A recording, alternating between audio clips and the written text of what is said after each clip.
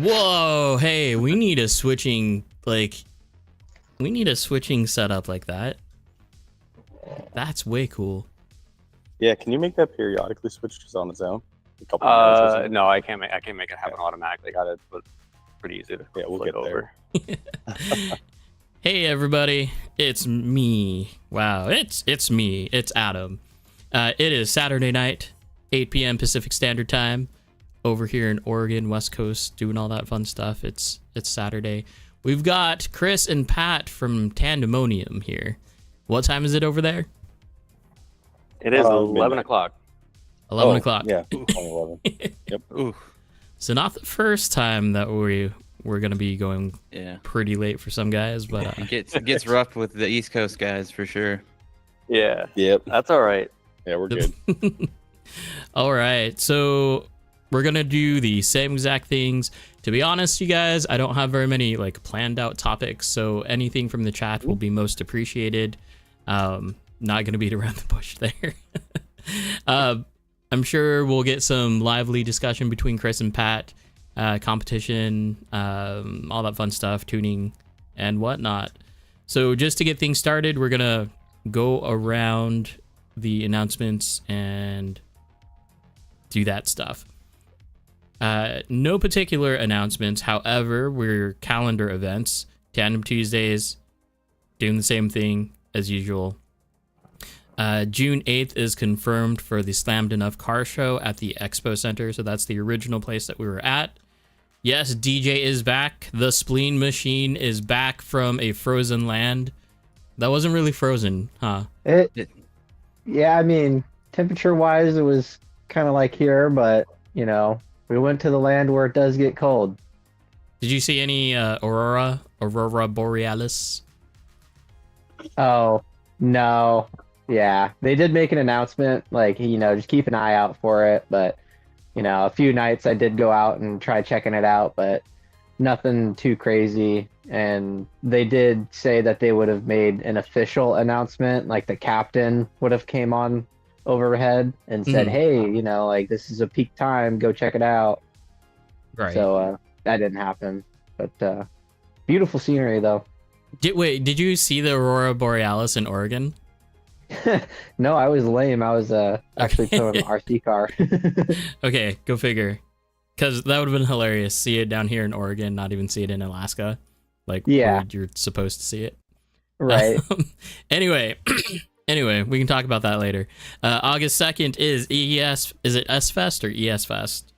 S-Fest. S-Fest is Salem Fairgrounds. August 2nd. October 4th, 5th, and 6th, Super G Worlds. Be prepared. All right. Is Logan frozen? Camera's frozen? Yeah. Or is he just that good of an actor? No, I'm just sitting still. Oh my gosh, he's upside down. Oh no. What the... A little bit of my camera He's a client app magician. crashed, so We're back. It was your birthday yesterday, wasn't it, Logan? Yeah. Happy birthday. It was Hold up. both of your Hold the phone. birthdays. We both had a birthday yesterday. Yeah, so that's absolutely Nice. crazy. You guys Yeah, have the same birthdays. Yeah, We sure do. Yeah, what are the chances? Guess I'm the odd one out now, huh? A lot of people have their birthdays this month. Yeah. There's quite a few people on the cruise too that had their birthdays. I was like, oh, I'm not the only special one. Did they do anything special for you? We did actually go out to dinner and they did do the whole singing and whatnot, so that was kind of cool. Any on. time that you have this little thing that you would wear, kind of like your hotel car key or a key. But anywhere that you would check it in, it would pull up happy birthday and do a whole thing. That's hilarious. Yeah, Princess is cool like that because they're the only one. They're really the only ones that are doing the smart band type of thing, right? Or at least I think so. Yeah, there is I didn't know what the other cruise line people were doing because there was 2 other cruise lines following behind us or one in front, one behind, and each time that we would come into port, they would come in too as well. So I didn't see any of their I don't even know what to call it, to kind of just put it into terms unless you were there type situation. But yeah, I didn't see anything. It was probably Royal Caribbean and Norwegian. It was a Holland, or I Oh. think it was. Yeah, All the Holland, wrongs. and there was another princess at one of them, and then a different one at another. But anyway. Okay, let's get back to it. This is a drift show, right? So Yeah. let's do that. We can talk in person. Okay, so this will be a little bit interesting because we have Chris and Pat both on the same camera. The last time we did this was with Brenna and Kalai. So we'll see if we can. I'll try to remember to like phrase questions to either one of you. Sure. Cool. So Chris, since you initiated the whole conversation with me, can you tell us a little bit about like where you are, who Tandemonium exactly is, what your hours, all that fun stuff? Yeah, so we're Tandemonium RC Drift Arena. We were the first P-tile track in New England, at least open to the public. Truly, we kind of started in my garage, really. We epoxied that at one point last summer. And then the opportunity to rent this spot came up and we jumped on it. There's, a much longer story to that too, but we can probably get to some of those details later. But that's the short of it. Right now, we're open Fridays, Saturdays, and Sundays. But we are, open. We have come during the week a lot with at least the guys that are super local. We're going to be open every day soon. Yeah. So it started as like a shared space. So we're still we still have like an open wall on this side and then like kind of a shared doorway on the other side. But that was like part of the huge opportunity getting in here in the first place is like rent was cheap. We knew a guy who knew a guy, and he took a big chance on just having us here because like general population doesn't really understand like RC cars, but once you start to, once they see like we had a Matsuri and we had like 40 drivers and they see that and appreciate that and see the business side of it because he's got commercial space to fill at the end of the day. Yeah, and, we were gonna go gung ho at first, and literally there's like 8,000 square feet, and we were just gonna go for it and do like I think like Key City hobby size, and then that was $8,000 a month, and we're like, that's not really feasible, once you get into like $24,000 in first lesson security and stuff like that. But the way we're gonna move forward now is a lot cheaper, and we're gonna have a founders program and stuff like that, so we're not hemorrhaging money, and the locals really respect like having a place to do it because there's nobody wants to drive 2 hours to slide. So but we do have lots of dudes that drive. We do have lots of guys that drive super far. Everybody like north of us basically doesn't have anywhere to slide, but our region in general, there's something 40 minutes north of us, an hour south of us, so we're the drifters in this area are pretty spoiled as far as like the nation itself goes. At least they are now. It wasn't even that way. No, and it wasn't like this for like a year ago. There was nothing. We were doing pop-up tracks to basically build the scene or continue to build the scene about an hour north in a closed down Sears. And so first it was in like a body shop situation, and then that guy was like, hey, we have this side space that's being unused, and it was 5,000 square feet. We did 2 1,200 square foot tracks. One was like a reasonable facsimile of one of the old Super G layouts, and then the other was a copy of a Nedco layout, which is New England Drift Company, which our buddy Mike Bouhabib had a really big hand in like pushing that as well, because he had a bunch of real drift drivers up there. And we were doing Thursdays and Sundays, but we'd pull like 70 people, not even having an event. It was just people looking to slide.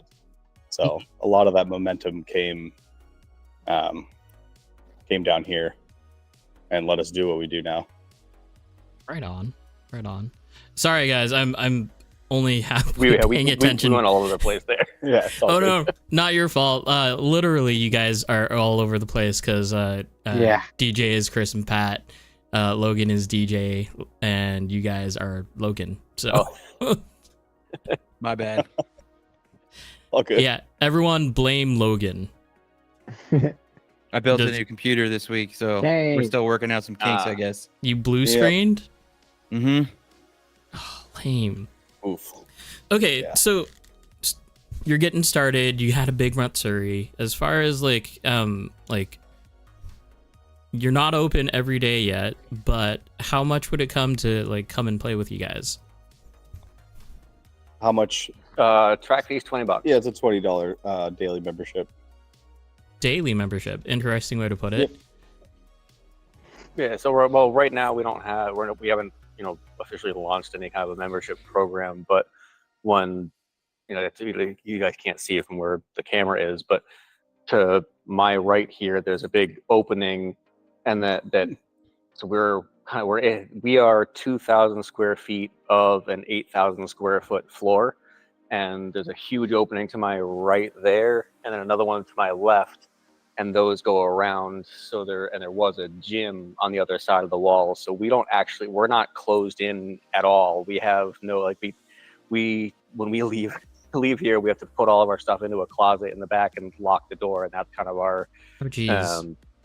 and going even further back to when we were first here, we were only on weekends because this space that I'll flip the track surface itself was during the week a guy did baseball pitching coaching, so they would be pitching across the top of the track. So every Sunday when we were done, we would have to take up all the walls. the tiles stayed down. We'd take all the walls up, and we had big rubber mats that we'd roll out across the track. We'd do that every Sunday we were done. Then we'd come in on Thursday night when they were after the baseball guys were done. We're gonna roll up the rubber again, clean the track off, set it up for the weekend, and we did that from October of 2023 September. all the way through the end of March 2024, Jeez. and that was every week. That sounds Yeah. A lot of brutal. work. It was brutal, Yep. but hey man, you got to do what you got to do. You gotta do what you Like, gotta do for sure. Were you guys just setting up the Yeah. same layout every time? Yeah, so we Roughly. yeah, we kind of we found a spot where like everyone was having fun without it being too crazy, and we had it to a point where we could really have it set up and broken down in about an hour. Mhm. And we kind of just were like, all right, we're gonna leave it there for as long as we need to be doing this. And then once the baseball guys were done and out at the end of March, we started opening up the track for line options and whatnot. So it's the same overall layout, but we opened it up considerably for option lines. Yeah. I can switch. I the bet you got camera pretty good at easier putting there. it back up fast. Yeah. Yeah, definitely. Yeah, Went so through a lot of kinda- tape, but Anywhere that you can see, there's all sorts of options for taking lines through here. Yeah. But Definitely a good way to approach that. Do you have like one person that sets the line every day, or just like at the beginning of a train be like, follow me, and then you'll just do the rest? so there's a pretty basic line that like I would trace it, but it's a little difficult to see the way everything's set up. Hey, But can there you is like a Hey I got Chris, can you yeah, you can do the can you body on run the We're track? gonna do a body on it. Yeah, Oh, we're gonna do a no. body Sure on- can. on a broom. I right sure now. can. Oh, Yeah. what? No, So wait, it's like what is convertible this? broomstick. It's a broomstick with a body attached to it. Yeah. That's pretty good. Dude, Yeah. Judd, I take like it. notes. Seriously. Yeah, Super I like easy. it. Don't Wait, rip it off. it's a Swiffer, so you can steer it.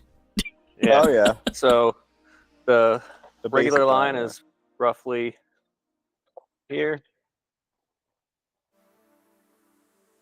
And this is great for doing the drivers meetings at comps too. Really Yeah, easy yeah, to exactly. Yeah, because you don't have to like lean over and keep on Yeah. moving crap. A That's big, brilliant. Big back bungee. Nice hook I- over there.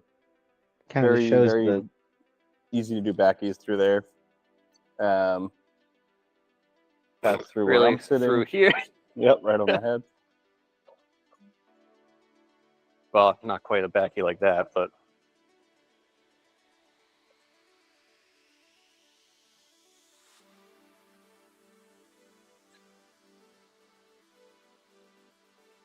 And So like, if guys show up and they're just going to run a regular line, that's the line they run.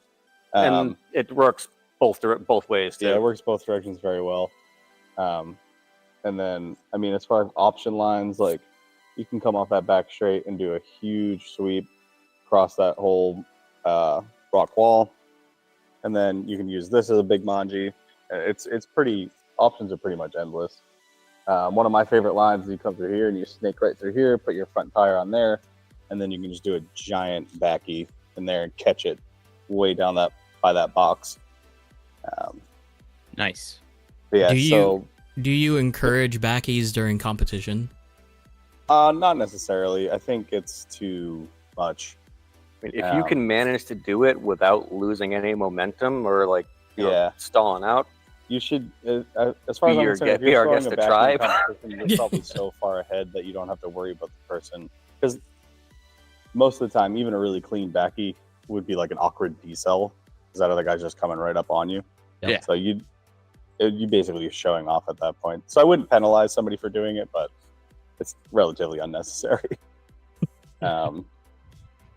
But yeah, as far as like guys coming in and slapping their cars down, that's the basic rule that's followed, or the basic line that's followed. Beyond that, we're gonna do modular walls. So just think like a little like a PVC wall or something like that with like a fence attached to it, and you maybe throw a piece of tape on either end and like cap it off and make the official line, or make one of the option lines. But that way, newer guys and people that aren't as familiar with it aren't, just going all different directions, because it definitely gets chaotic. Yeah, like if you add anyone that's not on the same page in the mix. If none of your regulars are driving and someone new shows up, then they kind of just get to do whatever the hell they want, and then that can cause some chaos. Right. But the openness also with the new guys definitely breeds that, like it forces them to pay more attention too. Yeah. You see guys taking more of it easy at first, but it also gives people plenty of spaces to like dip out to if they are, if they feel like they're going too slow, or you do see that a lot. It's a lot of ability to, like you said, just jet off to the side if they need to. Yeah. That in itself is so important. Yeah. Like to be able to pull off, to be able to cut through on a track makes it so, no matter what, so much better. Like when I first started out, I was always super apologetic. Like I just felt like I was in the way or whatever. And it takes a lot of that like driving anxiety away for new guys. Yep.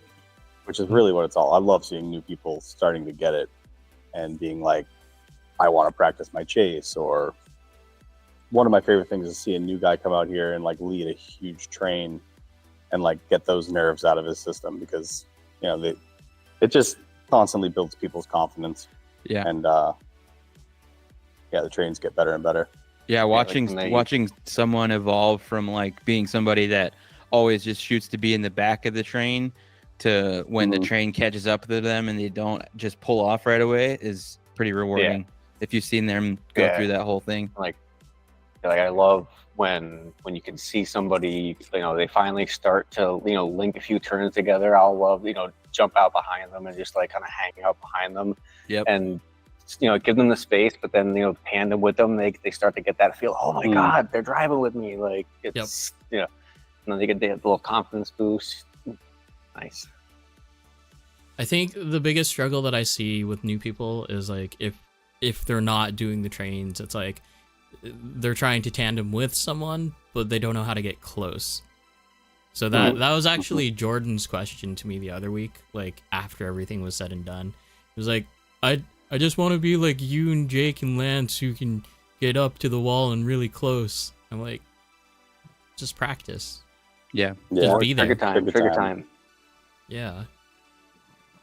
Yeah, trigger time and find someone that is putting down consistent lead laps, in a slower time, and just follow them as best you can. If you have to shortcut the line way a whole bunch, just do it, because it'll keep you, like, if you're, at least if you're somewhat close to them, you're still kind of learning how to make up that ground when you need to, and right. Just do whatever you have to stay as close to them as you can get. Basically, that's what I did.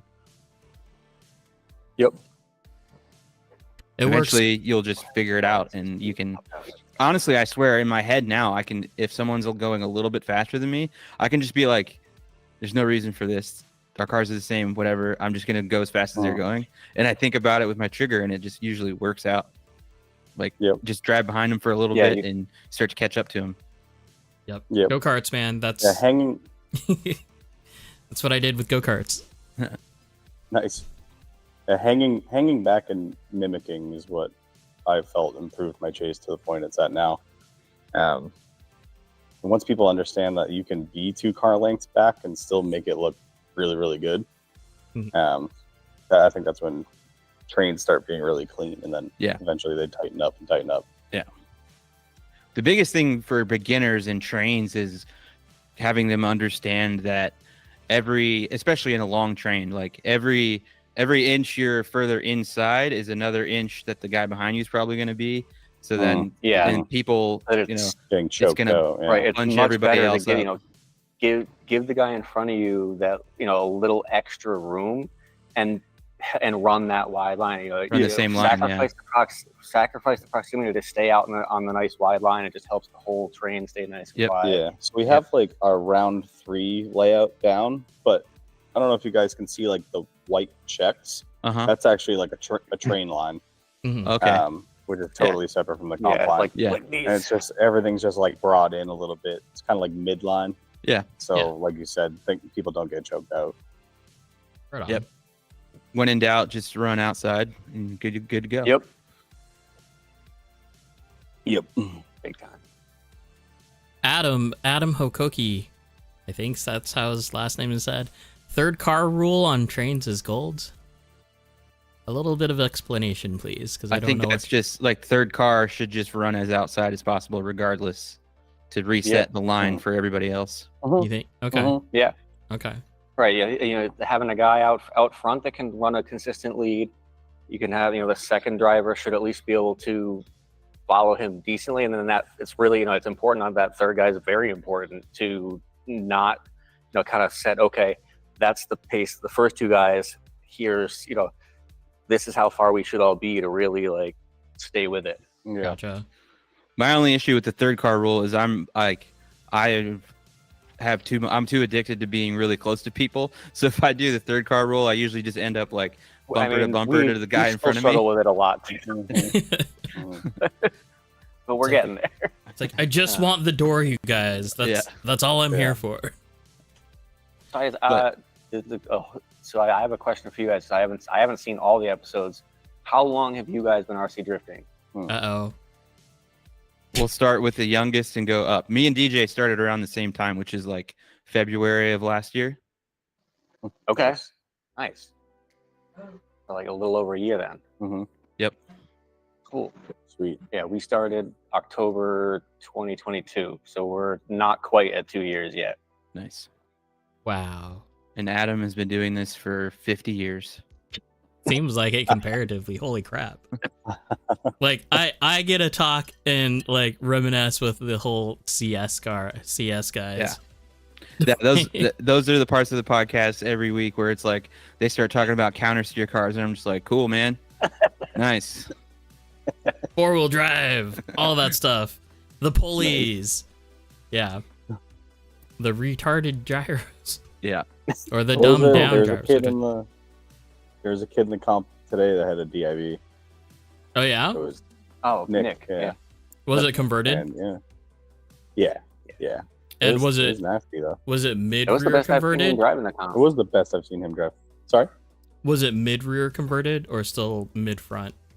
It had belts in the mid. I only got a quick look at it, but yeah, it I had, don't know off the it top of had my head. belts and motor up front mid, and then Okay. nothing in the front bulkhead, obviously. But If Richie's watching live, he might know. yeah, Richie might be able to chime in on that. Yeah, I had a I think it might be past Nick's bedtime. DIB. DIBs are good. Yeah, they're sick. Yep. Then we've had a couple. I've drove a DIB here.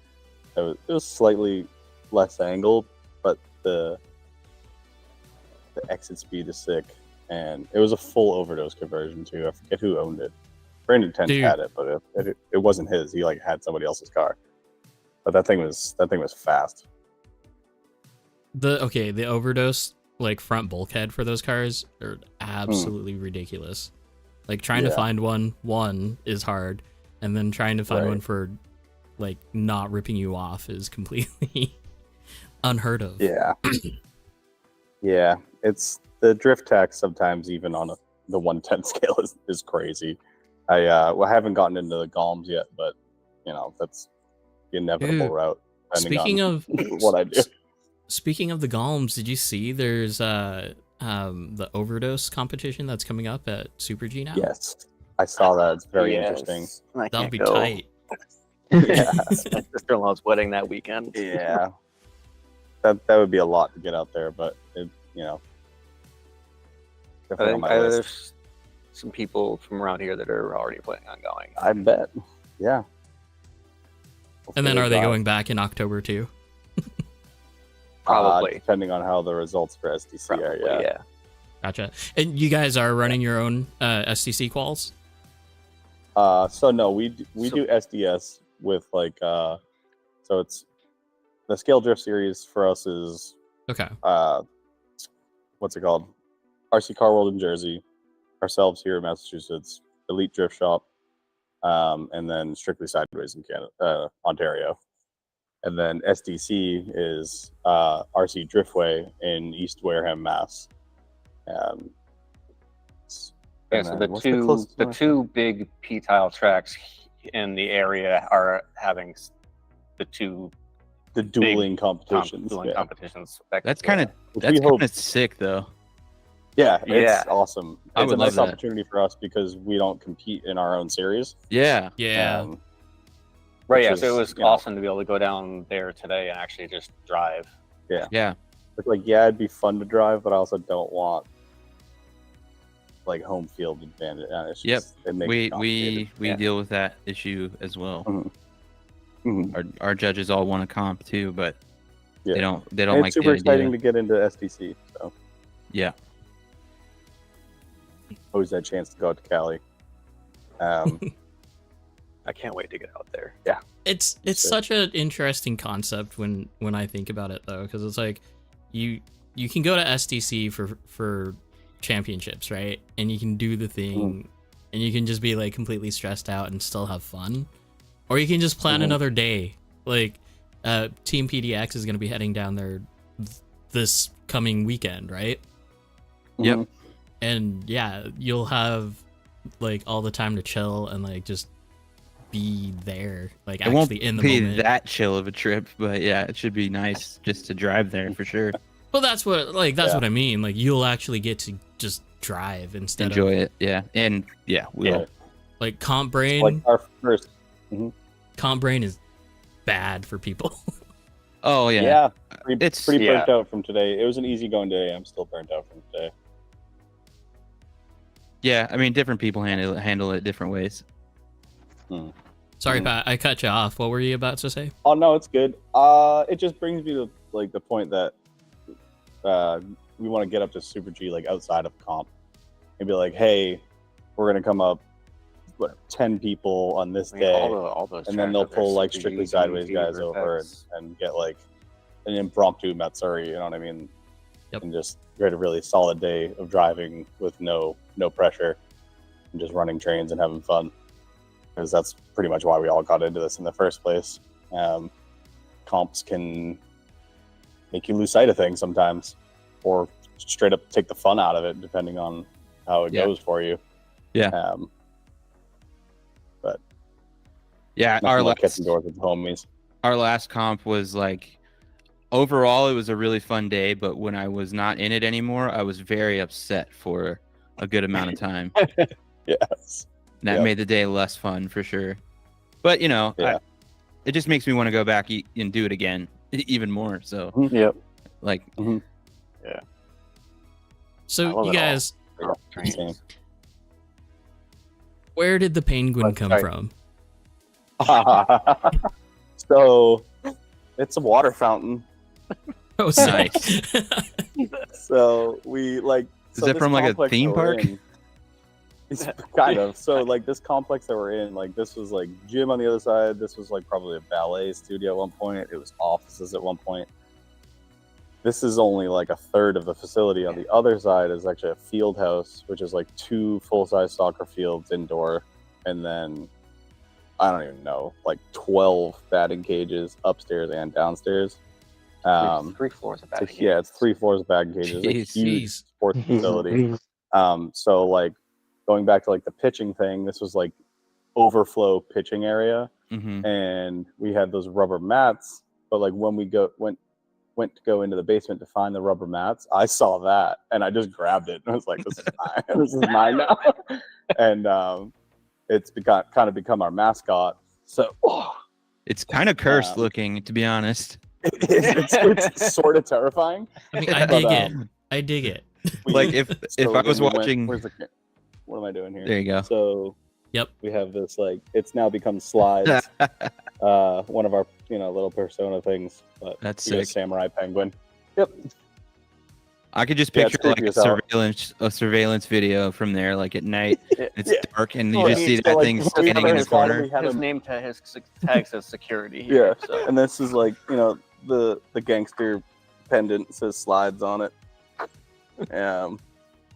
Yeah, when we first got him, we like put him in the utility closet, and he was like poking out the door all creepy. We have a lot of fun around here, and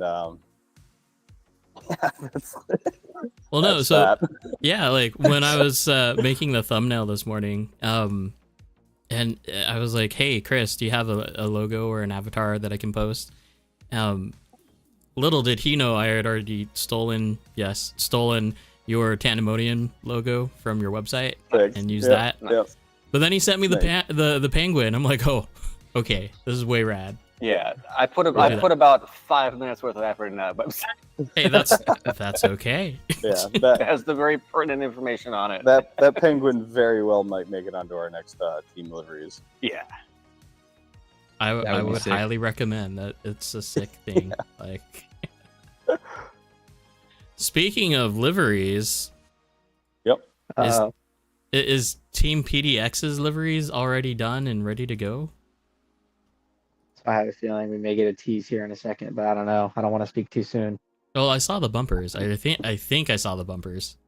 Oh no, you saw the bumpers. You saw the bumpers. I don't have anything more to show of them, but yeah, hopefully they're going to be finished this weekend. Sweet. How many bodies you guys doing? There's 6 for the Cal trip, but we're gonna have we added Chris, so we're gonna have 1 more. We're gonna have 7 total.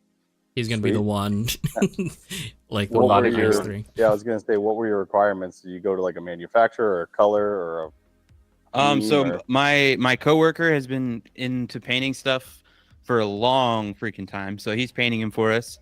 Nice. All of them. And then he's painting them all at the same time. Sweet. Our team colors are like this pink and yellow, because that's cool. what Kevin, the owner of the shop, uses on his buggies. And the bodies are some nice A-plastics bodies. They should be pretty sick. Sweet. I'm assuming Jake is red. Very mysterious. Jake? So yeah, we all have like our own accent color. Jake is teal. Nice. Different. Nice. Actually, no, I'm not surprised by that at all. Like the Armored Gray FCs. Right. Yeah. Okay. Sweet. Let's switch it up a little bit. Let's talk about chassis. Who wants to start, Chris or Pat? I guess I can start because it's not all that complicated. It's basically a RDX with RDX aluminum parts on it. Yeah.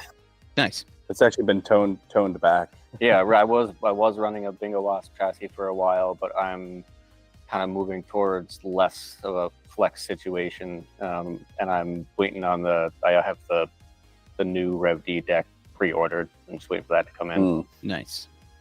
Which one? Nice. The carbon or the? I actually ordered both of them. I'll end up trying both of them. Yeah. I know we haven't had a discussion yet. Okay. That's awesome. Let me see if I can get the picture up here. What are these cars that we're looking at in front of you guys? Is that just all the bodies or? So so like this is a car here this way are mine, and those that way are his. They can't see it on And the actual cam. Oh, that's too bad. Gotcha. Yeah. hold on, I think I can switch the.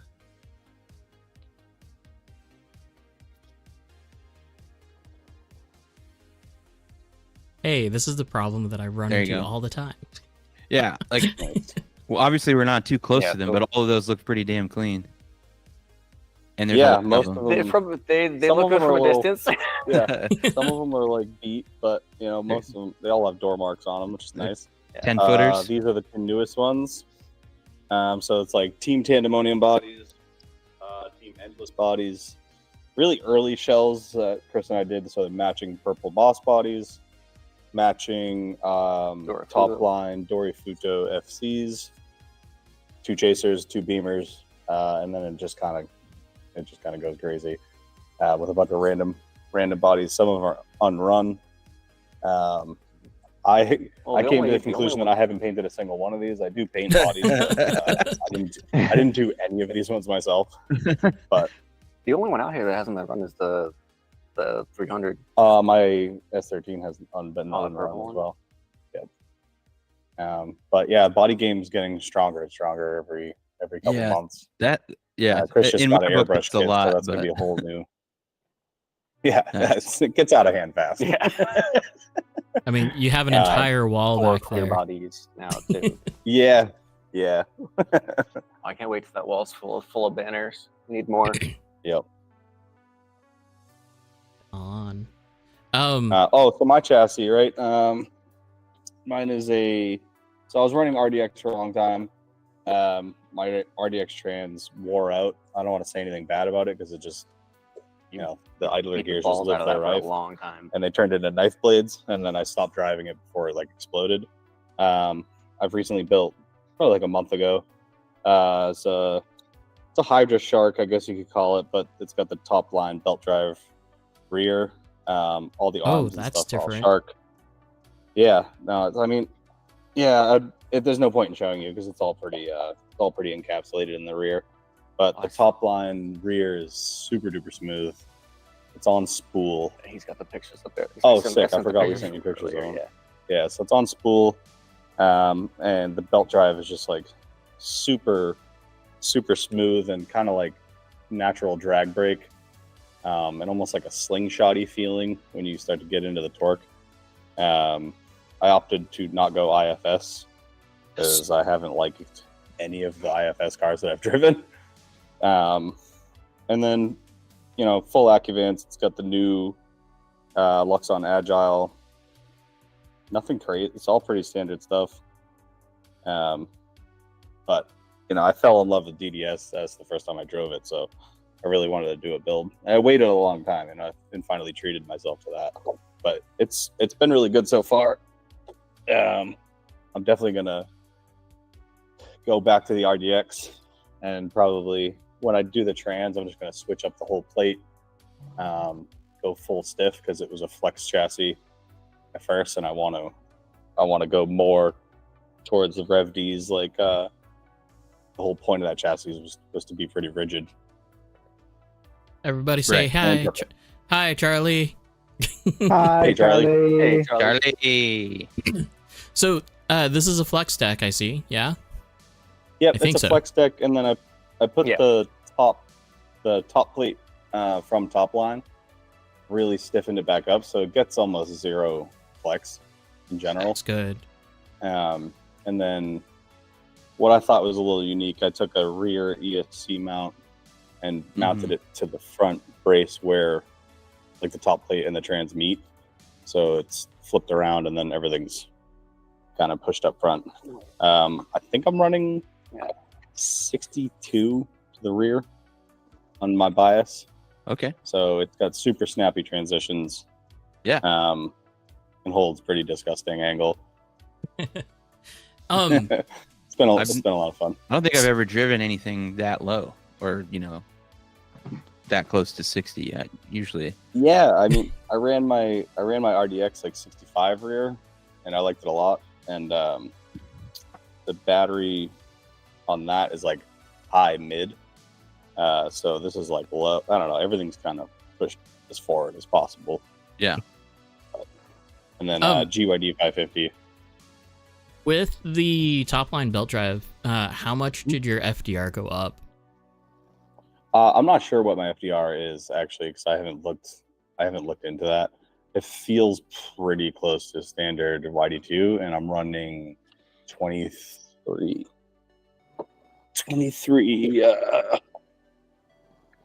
And I have almost the exact same build in a box ready to be built. So I know I'm running 23 pinion, and a stock SD2 spur. I just forget what size it is. Whatever the stock ones come with. I want to say it's like 84, 86. And does the top line setup have the anti-torque idler gear that comes with it? So there's two versions. I have like the 3-gear version, which is everything on the right, with no planetary gear that you mentioned. But I got this one all in purple. I'm going to do black and get another one, and maybe do like add team front or something different, fantasy front, if I can find one for less than $500. They're usually around 3. From what I saw. Yeah, around 3. Yeah. But still, 3 is a lot. It is for the front. That isn't guaranteed to work great. I see a lot of the fantasy fronts. I see them like push and then lock, like hyperextend. Yes, the hyperextending is real. That is for sure. Yeah. But you can also do that on the Shark too, which is kind of fun. Yes. For the DDSS. Yeah. Yeah, I think you just need to fashion some kind of positive stop so that it doesn't go past. Yeah, my only complaint with the DDSS so far is servos like to freak out and vibrate and do weird stuff. But if my car's on the floor, it does nothing like that. But if I'm carrying it around, for some reason, it likes to chatter. Yep. Yeah. You're not alone. Yeah. I've definitely had what do you guys run? Logan, go. 550 and a CD 700. What And, chassis? MD2. 700. Yeah, I want to break into the. I have the one CD 700 that I just haven't taken out of the box yet. Dang. Scared That's to open balling. it. Yeah. Well, I mean, like I said, I have an entire Shark build with everything. I just need to build it. gotta That's get the going only on part that. about it. Yeah, I saw you almost sell your belt drive the other day. I was like, no. well, Not to mention, like- I want to go. I want to get the top line one. Oh, fair. I don't blame you. That's top line's 250. great on spool. I bought the CLSD, the Golem CLSD, like slide over thing for it, just in case I want to navigate away from that. But I love it so far. So There you go. Yeah. I did a very specialized thing with one of my Golms. It's a high motor yogi platform type of thing. So the only thing that's Golem is the transmission. interesting. That's it. But This is a conversion. Kind of. So originally it was Kamua D, Kamua D and Rob Nick who originated the chassis, which was a low motor. So it was a DDSS front end with a Golem rear end. Nice. So I just kept that idea. So DDSS front, high motor, Golem transmission in the rear. So it's been an interesting build. Yeah. And Sounds fun. the recent change was doing an actual high battery mount as well. So everything on that car is high, and it's a fun little weight shift thing. Diff. The diff. CLSD. That was the whole point. So originally, like the Golem had like this weird offset like cover on one side of it. They changed it to the sleeve, which I enjoy a lot more. It's not as junky. But for the Golem, you have to off center it. For this one though, I centered it, and I had another top shaft that I had from like Hot Bodies TCFD. So again, way back in the day. But I recognize it. I was able to center everything on that transmission. So from the CLSD to the pulley gear to everything that's there inside is centered. Sweet. DJ, what are you running? For the servo and stuff, or I think, are we only talking about like servo and gyro, or are we talking about full chassis? Whatever, full chassis. well, I guess for servo and gyro, I'm on a 550 with the SPO2 V3, whatever, for two of my chassis. The other chassis got some just basic electronics, just kind of some throw-in electronics just to get the car going. That's on some Power HD stuff, so pretty basic, but it gets the job done. Yeah. And Yeah, we have a lot of guys that swear by the Power HD stuff. Power HD, Hey, I mean- RSSD combo, they like a lot. Yeah, it's I'll have a Rev D servo, at least just yet. I'm thinking about maybe trying all the Rev D electronics out now that I have the motor and ESC now. I think that'd be kind of cool to check that out. Are you gonna get the RSST Pro? Was there a new one? Yeah, the new Yeah. servo. Oh, Oh, geez. I didn't even realize that. I've been gone for a week. What have I missed? It's only pictures. That's all that we know right now. Yeah, just teaser stuff. I ended up putting the RSST in my car. I got it online, random Facebook Marketplace, and ended up having bad gears in it. But I bought it because it was a purple anniversary. I paid like $100 for it. So but then I ended up that was the first problem. It was the anniversary problem. The anniversary edition. Right. So I ended up taking a brand new RSST and just case swapping it. Yep. And there, which done that. was annoying, but it's probably the fifth servo I've done, so it was pretty easy. And I was told that the Phantom rebuild kit for that helps the RSST a lot because it has slightly better bearings in it. The Phantom rebuild. Tell me more. I can get you a part number, when we're off. But Phantom RC is like, they're big into buggies, and I'm familiar. I believe it rebuilds SPO 2D, SPO 3D, and the RSST. Oh geez. Okay. Yeah, for like $23.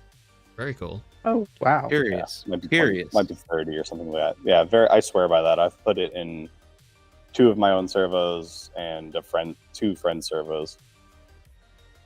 Very cool. So that would suggest to me that AGFRC makes both of those servos. They're probably the same servo. Yeah, so I forget what the conversation was the other day, but someone that brought about electronics was like, yeah, the AGFRC servos are basically the same thing, or like you said, they're producing them. Yeah, they probably just have their own firmware. Just the hardware is the same. Yes. Yeah. From what I can tell, the only difference is the boards and maybe the programming. Mm-hmm. Well, and the 3 mil difference because of the motor for the RSST, right? Yeah. The motors are different. Yeah. Yeah, that was one of the biggest things I noticed when I had them apart was the motors are different. The Rev Ds are crazy torquey. Yep. Which is part of the reason that the higher quality bearings work a bit better. There you go. Where's I going with this? Let's see. Oh, we were going through people's chassis.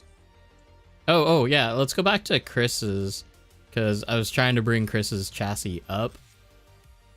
Yeah. And we just kind of blew by it. Let me do the thing here. Other window. Okay. I did RDX. the other day when I had it on the shelf. RDX with a FRP. It's just the side rails. Just the side rails. Okay. It's the rest stock deck, but just the FRP side rails. Is there a reason why you chose not to go with the full FRP set? No particular reason. Probably waiting on the other 2 Rev D decks that you ordered. Right. No, honestly, I originally got the FRP side decks just because I didn't like how the other the stock things look. The little angled purely pieces, for looks, nothing else. You didn't like the callback to like the Yokomo DP? Or did you realize that? I didn't even realize that was a throwback to something. So I mean, not quite. I don't have that kind of history. Someone did fit Yokomo DP parts on that though. That they needed to change something really minor, but yeah, it was the Yokomo Blue that you saw. That's now on the MD2. It's pretty slick. All right, what else do we got here? We've got standard. Oh, we've got a mismatching fan. There's that. Oh, that's the no. So I had a week where I blew up like 3 fans in a week. So I had one of my motor wires was loose. So every once in a while when I'd be romping on it, the motor wire would pop out. It would then arc to the one next to it, and it wouldn't blow anything else. But it was just roasting my fans. Jeez. And I finally got around it, like just being an adult and fixing it. Yeah. So you lost what? 2 race storms and a internal 2 race storms fan? and an internal fledge For fan. 2 internal fledge fans. Just one, I think. Yeah. So you dropped those are literally like $160 a fan right there. Yeah. Have you ever thought that the Ray Storm fan just wasn't for you? Like there are plenty other fans that are available out there. And also plenty of other fans that are the exact same fan. Mm-hmm. Like So the Protec Yokomo, fan. the Rocket. Yep, Protec, Yokomo, Rocket's all same thing. Same exact fan. As far as I can tell. Protec fan is $17 the last time I bought one. Wrong connection, but still same motor profile. Yeah, that's been the challenge lately, is finding that proprietary plug from Acuvance, because I know it exists somewhere in the ether, but I just can't find what it's called. Hobbywing uses the same exact plug. Yes. Yep. I ended up using a D10 fan on my Acuvance for a while on my Rad or something. Oh, I did that same sacrilegious trick on my Brev. Yeah. I forced hardware through it too. I didn't have the right hardware. I was like, just send that in. Send her home. Like, you're gonna work, and it's gonna be good. Yeah. Oh, it works. It works. It's still working. It's plastic. It's fine. Yeah. Yep. Let's see. So what's as far as like popular chassis at your track, is it pretty much like RDXs and some form of Shark? It's a pretty good mixture. There's definitely a lot of RDXs, but we have a bunch of dudes running front motor. Yeah. I mean, not a bunch, but not a bunch, but like 4 or 5, like 3 or 4 front motors. Shout out Carrie and his wife. Carrie and his wife. Yeah. The front motor. Yeah, shout out Carrie and his wife. We have a husband and wife that sled. They're on Team Tandemonium. Sick. Yeah, it's adorable. It's ridiculously adorable. But Rebecca had not a lot of interest in sliding at first, and then getting dragged to the track, and she's into cars herself. She drives a big truck. They have it's gonna escape me what they have, but they have a big body muscle car build. Nice. So they're super into F1. They took a trip out to do F1 in Texas, and they ended up going to the hobby shop. Yeah. Nice. So yeah, very sick. good vibes from them. Yep. Yeah, we love having them. What else? Some weird chassis. I mean, we got Rhino Maxes. Guys with LP86s. We're getting 10 LP86s. And like 8 of them are sold. So it's gonna be pretty wild. So we'll do like 8.6 day. Nice. We're gonna do RX7 day. What else? Do you have anyone with 8.6s, LP86s already? Yeah, one. Yeah, one. Oh yeah, buddy. Okay. Mike Boobie has one. Yeah. Did they feel compelled to put an 8.6 body on it? Yes. Yeah. Why? So compelled that they ordered for lack of a better term, dog shit shell. That those shells where it's like they paint a flat panel and then they mold it. So like the headlights and stuff are like it's a thing stretched around the corners. It's pretty bad. But he made it look like the sushi delivery car. So $25. Fujiwara's tofu. But Right. Mike has lots of crazy builds. Yeah, Mike does have a lot of crazy I'm builds. gonna go There's some super creative guys here. Yeah, he did one he took a D-like and put like active servo in the rear and made it connected that servo to the gyro, so it's just like obnoxious amount of lean.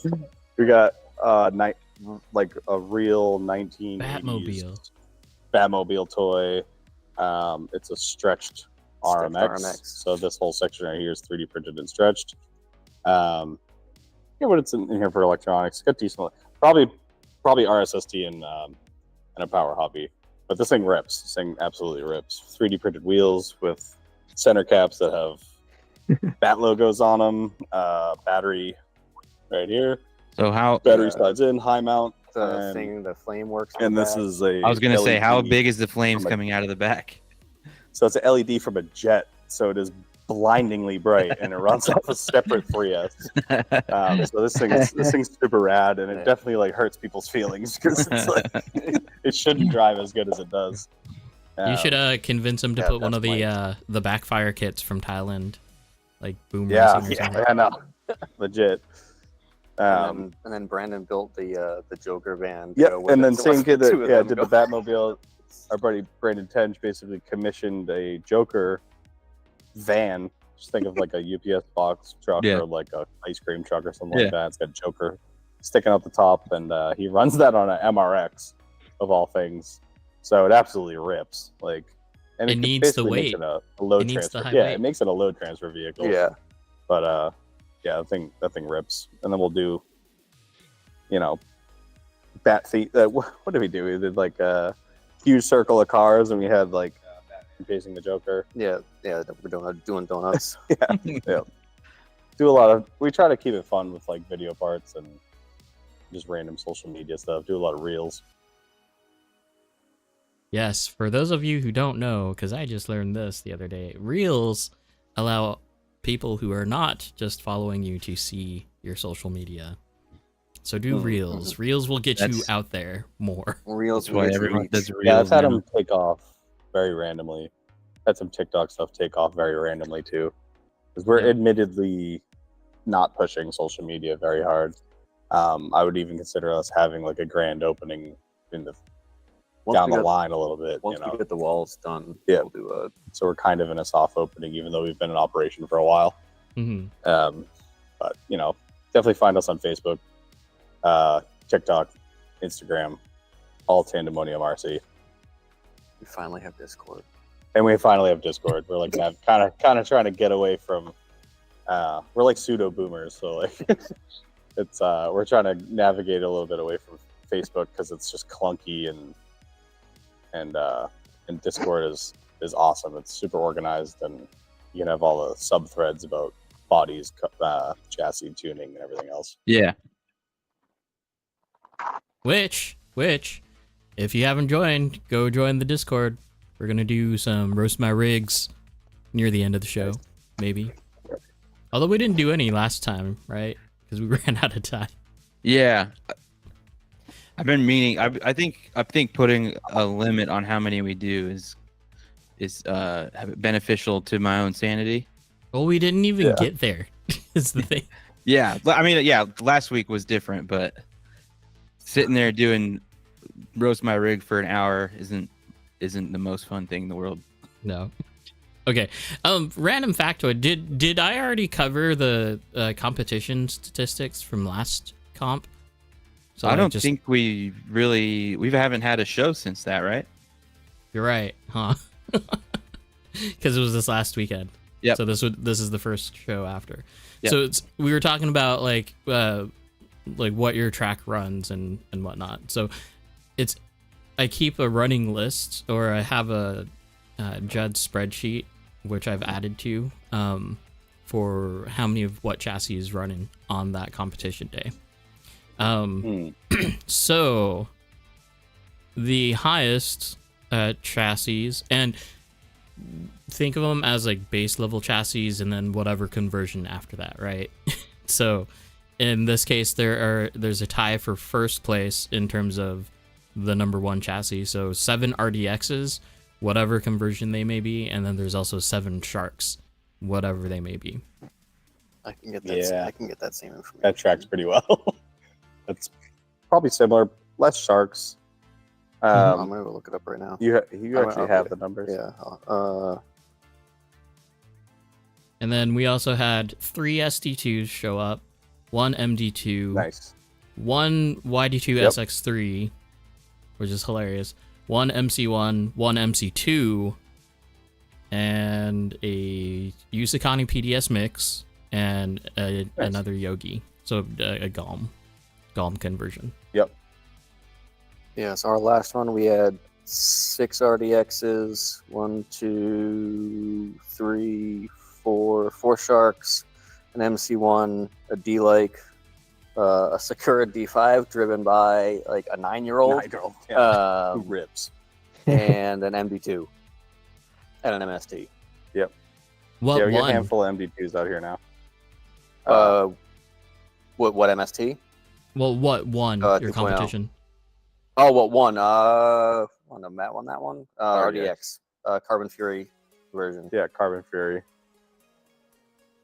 Right on. So he runs a Carbon Fury ADX front RDX. Mhm. Bell crank. It's nasty. And yeah, that chassis drives really, really well. And that's Matt Pittman. He's recently gotten sponsored by Carbon Fury. Right on. Yep. Is it their newer version of it, or like the super flexy one? He's running the Hyperflex, and his prototype is coming in like he was hoping it would be in today. Even today, his ESC blew up on him. His this morning, ESC and we had blew up to- today during Yeah. AFC, and I So just set it up soldered, and during he practice. got new AccuVants in for him, brought it down, like just because he bought it, and then I ended up soldering it on the spot, and we threw a tune on it with the Tau, and he sent it, and then and got second place. Nice. Rad. Was it a rad? I wish XX. that would have been funny, but it was an XX. So, motor. Fledge. Yeah, Five. XX Fledge with fan. That is the combo. Yeah, That's what I like. magical. Well, I guess I kind of ran the the combo. Yokomo for a very long time, being stubborn, and then I made the switch, and I was just like, oh. But I love RPX2s, the old ones.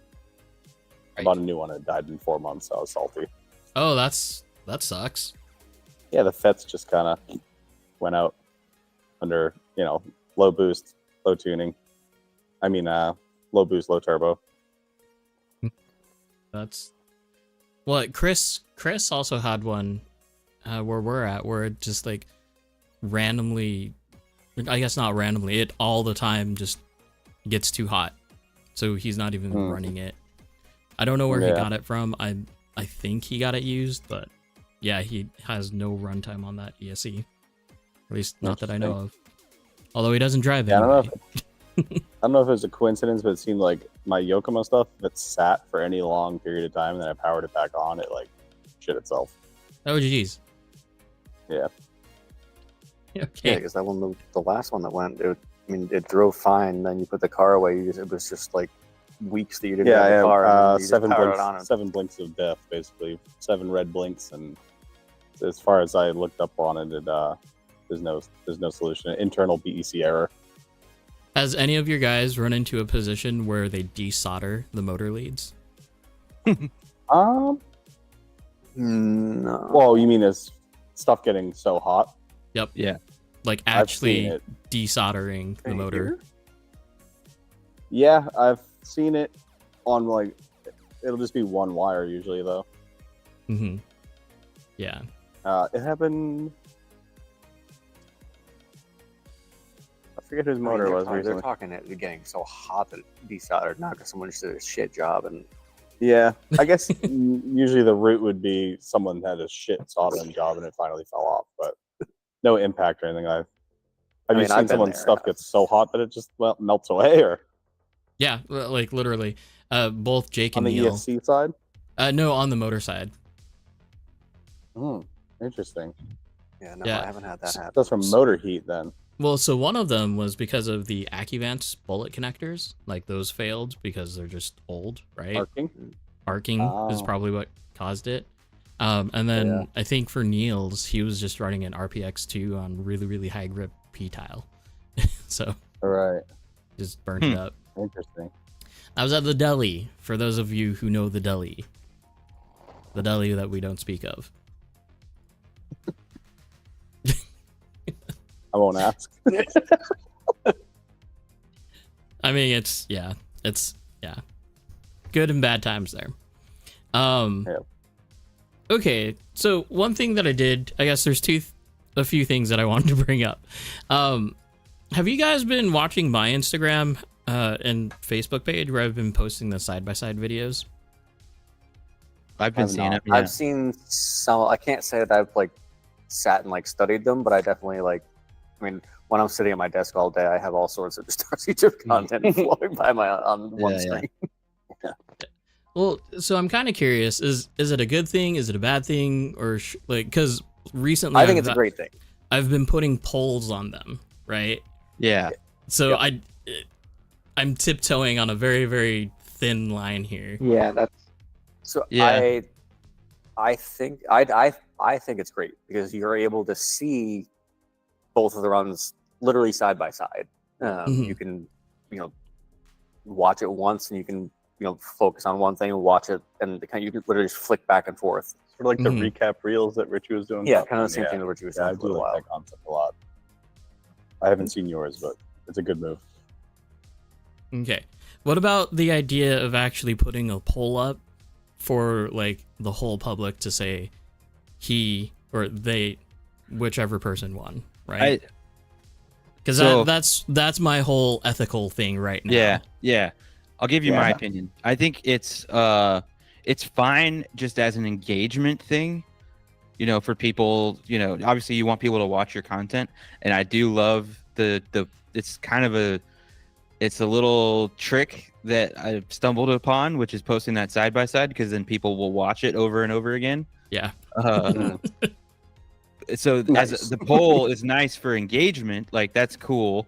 I don't think judges should, carry any, like whatever the poll results are shouldn't carry really any weight on what actually happened, because it's one perspective of the runs, and it's not in the moment. It's after the fact. You can sit there and watch it over and over again. Fact, so it doesn't matter. Yeah. Like, so yeah, I think that's it's fine as just an engagement thing for sure. Yeah, people can nitpick all they want, but it definitely shouldn't make the judge be self-conscious about their decision. Yeah, judging is hard. Judging's not fun. Yeah. I mean, I enjoy it a lot, but it's you gotta there's a lot of pressure. Yeah. To be on point. Yeah. I've come across this actually, and I understand it now too. Like, it's not.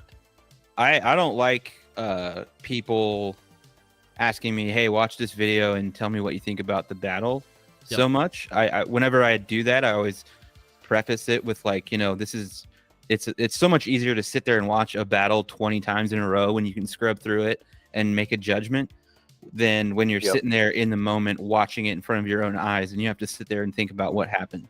So whenever people ask me that, I always preface it with that. And I learned that from Super G, because I did that to them. I sent them a video once and I was like, what do you think about this? I'm just curious. And they kind of gave me a similar answer, but I think everyone should know, like, it's, if you're going to send video footage to somebody, take it with a grain of salt. Like it's not, it's good to clarify the rules. Judging and you're watching it like real time. It's, sometimes you miss something because you're just focused on something, what one car is doing versus the other. You might not notice, a second tire go over the line or something. Like even last week up in Canada, for Burrow's run. Yeah. We ended up challenging live. Almost nobody noticed four wheels out. Major mistake at the very end. And, four wheels. The call went. Jeez. Yeah. Well, the call went one way, and then we were reviewing the video, and he had just enough time to get the challenge in, and the challenge went in, and the type of driver that doesn't want confrontation, didn't want to challenge it, and we're like, no, man, we're all the way up here. this will get you into the top 8, and it ended up being a really good challenge. And but, you know, I remember that track because where the finish line was, it was just all open track. There was only lines, so you could go as far off there as you wanted to, obviously. So I could see that being harder to catch. And then it was like an awkward dot and a really hard push into a 90 degrees over. And where that was at the end at the end of the finish line was quite literally about as far away as you could get from where the judges were actually sitting. So it's super easy to understand why they'd missed that real time. And I also think a lot of the car, I think a lot of people watching, by the time you get to that point in the track where you're like at the finish line, you kind of stop paying attention as much. So I could see easily a lot of people missing that for sure. Especially if you're looking for like the crash or the one thing that will take them out of the position, right? Because like once it's done, it's done. I'm a very it's not over until it's over kind of judge.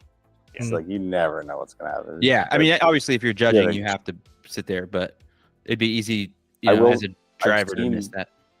I've seen judges see a bad enough bump or whatever, and they just kind of stop watching, which is excruciating. yeah,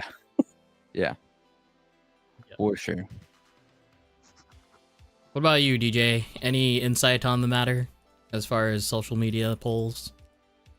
Yeah, I mean, I do kind of like that whole side-by-side action going on. You know, I kind of started using it a little bit. I mean, as for the polls, obviously with Instagram, we want the engagement, but I kind of like having that protection for the judges so that the community doesn't, try to hone in and you get those keyboard warriors saying like, why didn't this happen because of that? So, I mean, I feel like it should be it is what it is type of post and just post it without no poll. But obviously with Instagram, we're here for engagement. We want people to engage with the videos, I mean, honestly, I think I get more engagement with just likes and shares instead of the actual polls. I didn't actually vote in any of the polls, and not because I was trying to make a statement. I just didn't. And it's kind of dumb too, because like the way that you have to do it, it can't be a reel. It has to be a story, so it's not going to the right people. It's like not going public anyway. Right. So what is your favorite or main social media platform? We've landed basically on Facebook for at least our public stuff. Everything that I do is usually Facebook first and then Instagram second. Okay. Like I've only just started using Instagram. Like I've never leveraged it at all, and until we started live streaming. Like a business aspect. Yeah, our Instagram's probably the slowest out of all of them. I think.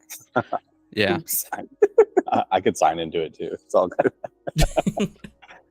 It doesn't take long though. It doesn't take long to build. No. For some reason, I've never looked at TikToks. Yeah, it's so much easier. The Instagram, I run the TikTok. Yeah. It's a lot easier to have conversations on Facebook and to get into groups and stuff. Whereas the Instagram, it kind of feels like you're just viewing the comment or the content, not the comments. Right. Yep, I get that. Exactly. I 100% agree with that. And not to mention that I have so much crap on Facebook, like going all the way back to like our first Hot Import Night shows for pictures and stuff like that. Yeah. All the way back. You guys live stream your comp? We are now. So I started doing that. We tried it over at Northwest and didn't have a really good like setup. Like it was just, let's just try it. And then I did one random stream where it was just like the comp going, just a side camera, and oddly enough, that one got like quite a few views. And now we're getting to the point where like I have the commentary from Ben and from Chris now, like live. We've got the Go Tones. We've got a follow cam. Yeah, we've got a follow cam and we've got a wide angle. Working on more cams. It's just, it's tough because it all adds up really quickly. we really want to take a page out of Sebastian's book up at Elite, because he had a media team essentially, and the production just of the stream in general was just phenomenal. Mhm. They do a really, really good job up there. Yeah, I would say the one thing Have I you guys would have made it up liked. I haven't been up there, but I did watch that stream. The one thing I would have liked from them is a wider shot of like the whole track, because all the shots they had on the stream were pretty tight, so it was hard to like get a grip of like what the track actually was. Yeah, from what I saw, I see that. agree completely. Yeah. When I turned on that stream, the biggest surprise I've ever had, just because it wasn't in French. Like all the other streams that I've seen from them, it's like Sebastian just talking in French. I'm like, this doesn't do me any good. Yeah, we had very heavy U.S. presence there. Yes, Yeah. it was very heavy. I don't know how you'd many have to do drivers, that in but it was English. like 20 plus. Yeah. That trip was so much fun. Yeah, that hands down the best drift weekend of my life. Nice. How did you drive there, or did you fly there? We drove. So it was only 4.5 hours, and sick. We were used to, it takes us 6+ to get down to RC Car World. Yeah. And you have to spend most of it driving through traffic in Connecticut, New Jersey, and New York. Whereas going to Canada was 2 hours shorter, and it was through the mountains in Vermont and New Hampshire. Yeah. Like, all right, no George Washington Bridge. We're going to do that a lot more. Yeah, that'd be cool. Like, yeah. I mean, to me, that's close enough just to go up there. Yeah, Mhm. that's a week of planning. I definitely want to try to put that event on my calendar for next year. That was pretty cool. Yep. Well, it's only gonna get bigger. November, first week in November will be their anniversary. November 2nd. It was their anniversary event. Yeah. Okay. We're definitely gonna try and make it up there for that. Oh, That'll be nuts. Yeah. That'll be fine for you guys, but us over here, that'd be tight. Because California, California won 1 month. When is the Super G Finals again? First I'm not week sure of the date actually. 4th, 5th, first and week 6th. of October. Yeah. Okay. And then the very that's next almost month. Like, say we do go down and do well in SDC, then it's like, all right, now we got to facilitate a trip to California. I've never even been to California, so it would be a lot, especially since like I've always told myself once I go out there, like, I'll do Super G, but then I want to go to GGT, I want to go to Vertex, and I want to go whatever else I can get out to while I'm out there. All the places. Yep. That's what we're doing next week. Like 6th. But North. I'm really excited to get out to GGT and do like late night sesh. Yeah, that's the word on the street. That's the vibe. I think the boys are down there tonight. Actually, they might be at Super G. No, style. You're talking about the P-Style boys. Cool. Yeah, they're down there His tonight. boys. James is down there too. Oh, already? Jeez. Yeah. Man, oh man. I'm already getting videos from there. The only thing that I've been told is like just know that it's not a big place. Yeah. For GGT. Yeah. It's pretty small. Oh, GGT? Yeah. That's Oh, fine. yeah. I like that grassroots feeling too. Mm-hmm. It's kind of cool though. How far do you guys drive to your local tracks? So I'm the farthest out of these guys. I'm about an hour and 15 south on the main highway. Yep. Solid drive. And then we have Lance, who's coming down from Eugene, which is another 45-minute, hour south of me. So yeah, 2.5, 2:15. Mine's pretty far. It's like 10 minutes. Yeah, that's Chris. Yeah, I got 6 minutes door from my driveway to the door. Yeah, I'm like 24 minutes, no traffic. If it's like Friday afternoon, it'll take me 30, maybe a little more. I am 14 minutes from work though. Nice. So I come here dirty and tired a lot just to get some laps in, so I don't have to go home first. But yeah, being close to work it means a lot. That's for sure. For sure. Yeah, that's kind of like my situation. Depending on how... Like 5-minute drive, 10, 15 minute to the track. maybe 20 with traffic. Oh, that's nice. Mhm.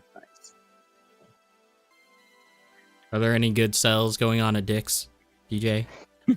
Yeah, I don't know. Actually, it's funny. Someone actually asked me about that earlier today, and I was like, you know what? We probably do, but I don't care until Monday. He hasn't been there in a week. Right? It's like, I don't know. I'm gonna go back, and all my bikes are just gonna be gone. I'm gonna have like 10 service bikes. I'm expecting the worst, but I'm hoping for the best. On. Random thing, DJ. I was doing some Facebook stalking on your profile, looking for your Instagram stuff and other random stuff. Oh yeah. You were at Woodward West? Yeah. So if you don't know a little bit about me, I had a background in action sports for BMX riding. Nice. So I was a freestyle big BMX. as well. Yeah. Had an opportunity to actually work there for a few years, and so that was kind of fun. I'd go out every summer and just be like a camp counselor and instructor, and kind of just overall watch over some of the skate parks too, and tell people if anyone got hurt. Sick. Yeah, that's awesome. Yeah. A huge now- opportunity for kids to go there. And now you sell bikes at Dick's. I work on them, freaking build them, sell them, the whole 9 yards. Even electric scooters. That's fine. Somehow managed their way to find my bike shop. Same deal, same thing. Totally. It's totally the I always same. find Yeah, the- dude. I always find the crossover of action sports really cool, and like how many kids are like either were or still are avid skateboarders and BMXers and stuff like that. I grew up racing BMX and then got into park and all that stuff, and another crossover is like fingerboarding. Oh yeah, Has been we've talked about that a hilariously lot. big. And it's, I don't know if you guys fingerboard yourselves, but once you get into like the nicer hobby style ones, that you can spend $180, $220 It's on a Crazy, fingerboard. dude. That's so I crazy. guess You could Nuts. buy a But like, yeah, you it's can just like anything buy a else. whole Like you drive an RTR, which would be like a tech deck, compared to like whatever the Black River. I can't Yeah. remember any of the companies, right? Because I'm just getting into that. But Oh geez. So- the difference is real. Did RC drifting get you into fingerboarding? I mean, I always played with fingerboards like back in the day when tech Yeah. decks came out and stuff like that. Yeah, But a couple buddies came with some really nice fingerboards, and I'm like, Yeah. oh, that's a massive difference. Yeah. I don't know what it is. We talk about it. I've been like every shop that comes on, actually, usually we ask about it or it gets brought up, and I don't know what it is, but it is a common thing, like with drifting in general, like a lot of skaters, a lot of BMXers for sure. It's like, a lot of what really sparked my interest in too is like, I'm not gonna remember the names off the top of my head, but there's companies out here in Drake and like the conventions, like the biggest fingerboard conventions are in Massachusetts apparently, and one of them's like 40 minutes. Like a company that builds boards is like 40 minutes from my house, and Nice. then where the conventions happens is even closer. It's like 20 minutes from my house. Flat face fingerboards. But yeah, I guess they have huge conventions. It's probably with, I think it's hundreds just of people fingerboarding. the RC drift track is a perfect place to have a fingerboarding public like skate park situation, Yep. right? Like, It is. It goes really well together. Sure. yeah, you're not gonna have to, We even kid around. We even kid around and be like, "Oh, let's go street skating and like go out on the peat tile." That's pretty dope. Yeah. Oh man, you just come in one day and there's like 5 guys laying on the track. Laying down the peat tile. Yeah, legit. It's like, check We're this out. fingerboarding today. Random people get stoked on Random observation. You guys are not wearing shoes on your track. Congratulations. No. Uwabaki. You're not wearing Wabaki. No, we're No. not. But yeah, we're Pretty strict about pretty that. adamant about it. Yeah, you pretty much only catch Chris or I occasionally stepping on the track without shoes. Can and we I mean, if the evidence is in our tires. Our tires, I'll go 3 months on a set of RevDs, and they're just glossy. Can we get Kevin to like purchase like little booties that are required? I think the drivers, like, when you come to the track, you know you're probably going to have to go on the track, so wear appropriate footwear. Yep. Yeah, no like laced up boots. Yeah. Winter can be kind of hard, but it's like that's when you see more guys bring flip flops and sneakers and stuff like that. Is like when they're all trudging through the snow getting in here. Yeah. Something easy to just throw That's on. the only thing that really stinks about our location is that you pretty much have to walk up 2 flights of stairs to get here. Oh, no. Yeah. That's Oh, not yeah. ideal. There's no elevator. Yeah. Yeah. If I had to say downsides, would be those stairs, no windows. Yeah. Time disappears when you're Yeah, here. time. It's very much like a casino. That's Just hilarious. time peels away. And I'm You guys about have a clock, to- though. Do you have no a clock? clock. Oh, smart. No. It is a casino then. I'm We do about to have air move. conditioning, though. I'm about to move to an apartment that's on the first floor. I live on a second floor, and I'm so excited just to not have to carry all my shit up and down stairs.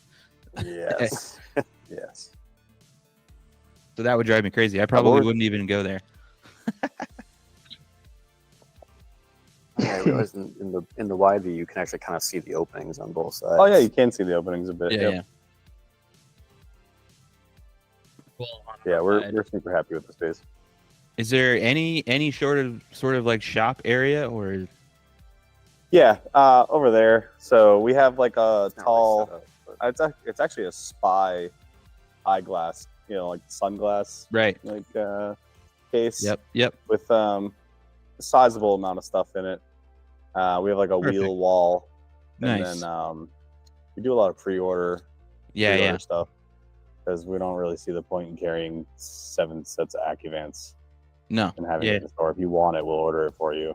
Yeah. It's going to be the best possible deal you could get on it. So, and then we'll have like loyalty discounts and stuff like that. Mm-hmm.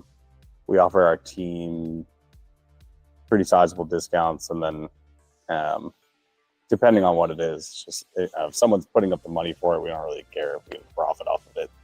Just Right. order stuff for people. Yeah.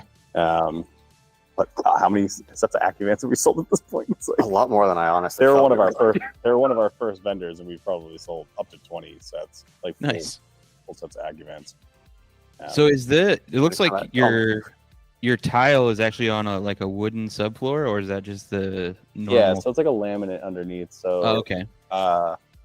there's the gap with the bodies back there actually used to be a ballet bar.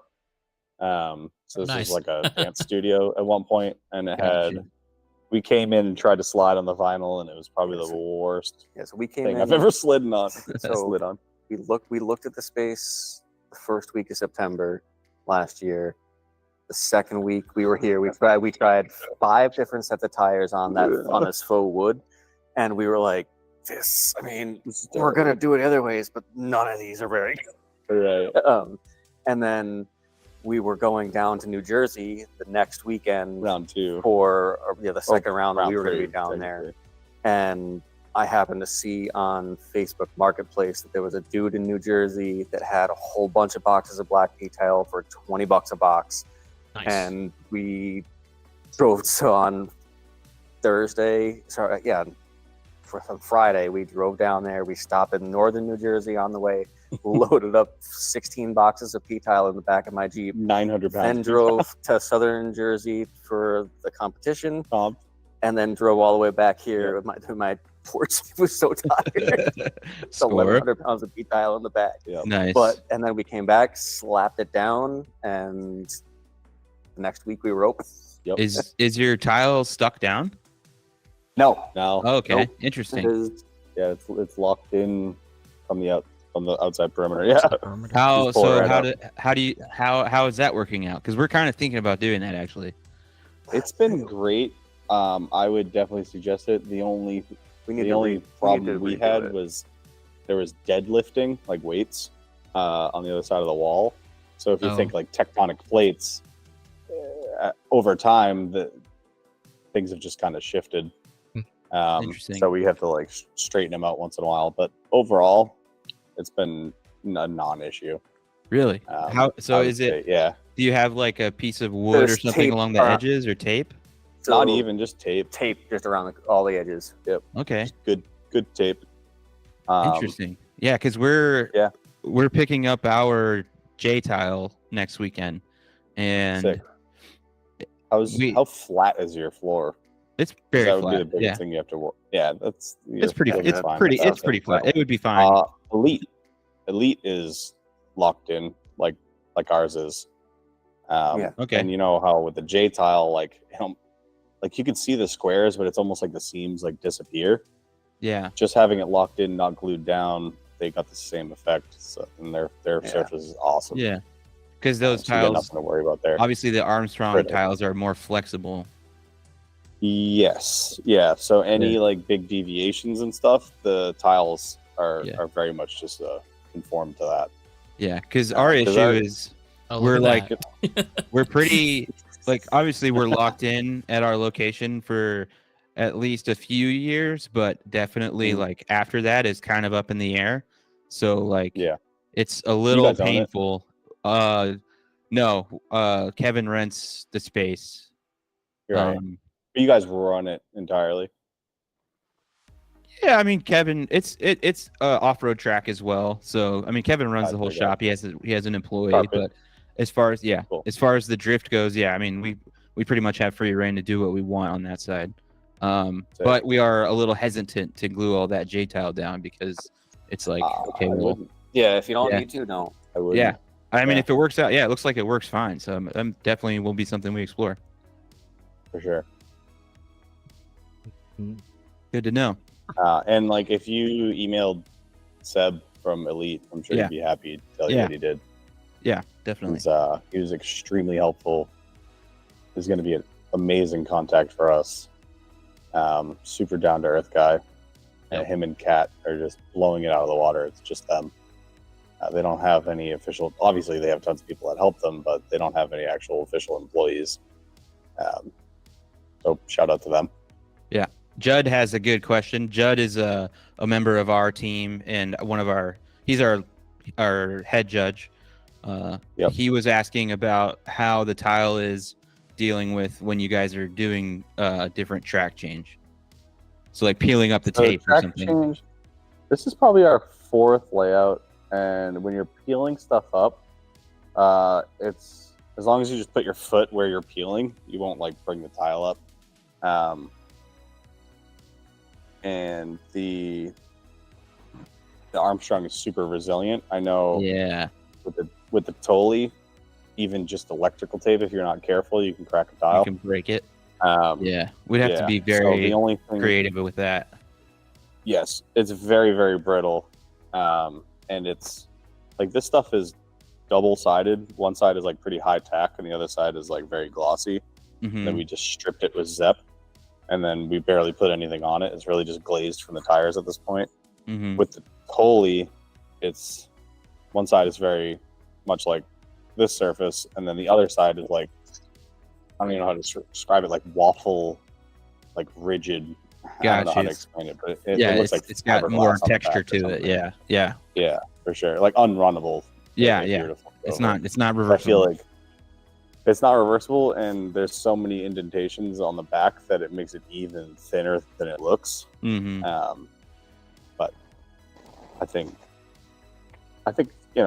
totally feels amazing. Yeah, so what they did last week when they were doing the comp line, they did like a masking tape first, and then they went over that with the 3M tape to get the color that they wanted on the line. The only bad thing we've had here is like when you start using, like, say if you put a jersey barrier down and there's double-sided tape, Yeah. if you're not careful, like twist it off, it'll rip that section of tile straight out. Yeah, that's our I think our biggest challenge for this whole thing would be with our walls are like it's just no dig, like rubber kind of 90-degree angle with little tabs for like gardens. Mhm. And yeah, that would be a challenge because we use some pretty serious tape to keep that stuff down, and that could be hard to remove. So we would have to figure something else out for that. I think the Tetsujin You guys started putting tiles. fully down. Sorry, what? Yeah, what was that? Did you guys start putting the Tully down already? Or? No, we're picking it up this next weekend, Sweet. Oh, nice. and then driving Yeah, it all I the way back wouldn't to Oregon. I wouldn't even stress about having it professionally installed. You guys can definitely pull it off. Yeah. That we're definitely doing. We're definitely gonna install it ourselves. Just the method is probably what we're need to decide on. I If do we really this like way, the like, idea if of you not just- gluing it. If you just send it with no glue, the worst case scenario is you'll have to glue it after, which Right. I doubt you'll get to that point. And Even we we're considering gluing it, and then we talked to who from We talked Hobby to Town, Brock. PA. Brock Leach. Brock Leach from Hobby Town. Yeah, he gave me lots of really awesome information that we needed to know early on for Yes. getting the tile down, and for sure. between him and Alex Jordan. Yep, and then Alex Um, Jordan just told us the basics on stripping it. RC Car World is glued down. They installed that like a whole floor. That's the other thing we were considering is just tiling the entire place. right. So if we ever wanted to do pits over here You can instead, move it all around. we Yeah. Oh yeah, we could talk about that. We are expanding within our own space. Nice. So yeah. So like with the uncertainty at first, we laid down whatever tile we had and kind of So left a lot of breathing room for pit space and stuff. But now that we're going to close that off, we'll be pushing tile where Nice. Chris is modeling over there. And that will We'll be pushing the tile all the way over there. all track. All track, and then like obviously like parking and Yeah. car show garages area. Yeah. We're gonna Yeah, do convenience stores. Yeah. We're gonna do convenience stores from like up in Canada. Yeah. try to up the scale aspect. Yeah, just scaling stuff out, but we want to use buildings from the locale of different drift tracks. How big is your track right now? It's like 23 by 35, but there's like a big corner missing over there because of the bathroom door. I think we're only 20. Oh, 20. 20 is or it? 21. Oh, this so way, and 21 then- by Yeah, so 30. it's 35 there, and then I don't know, 1, 2, 3, 4,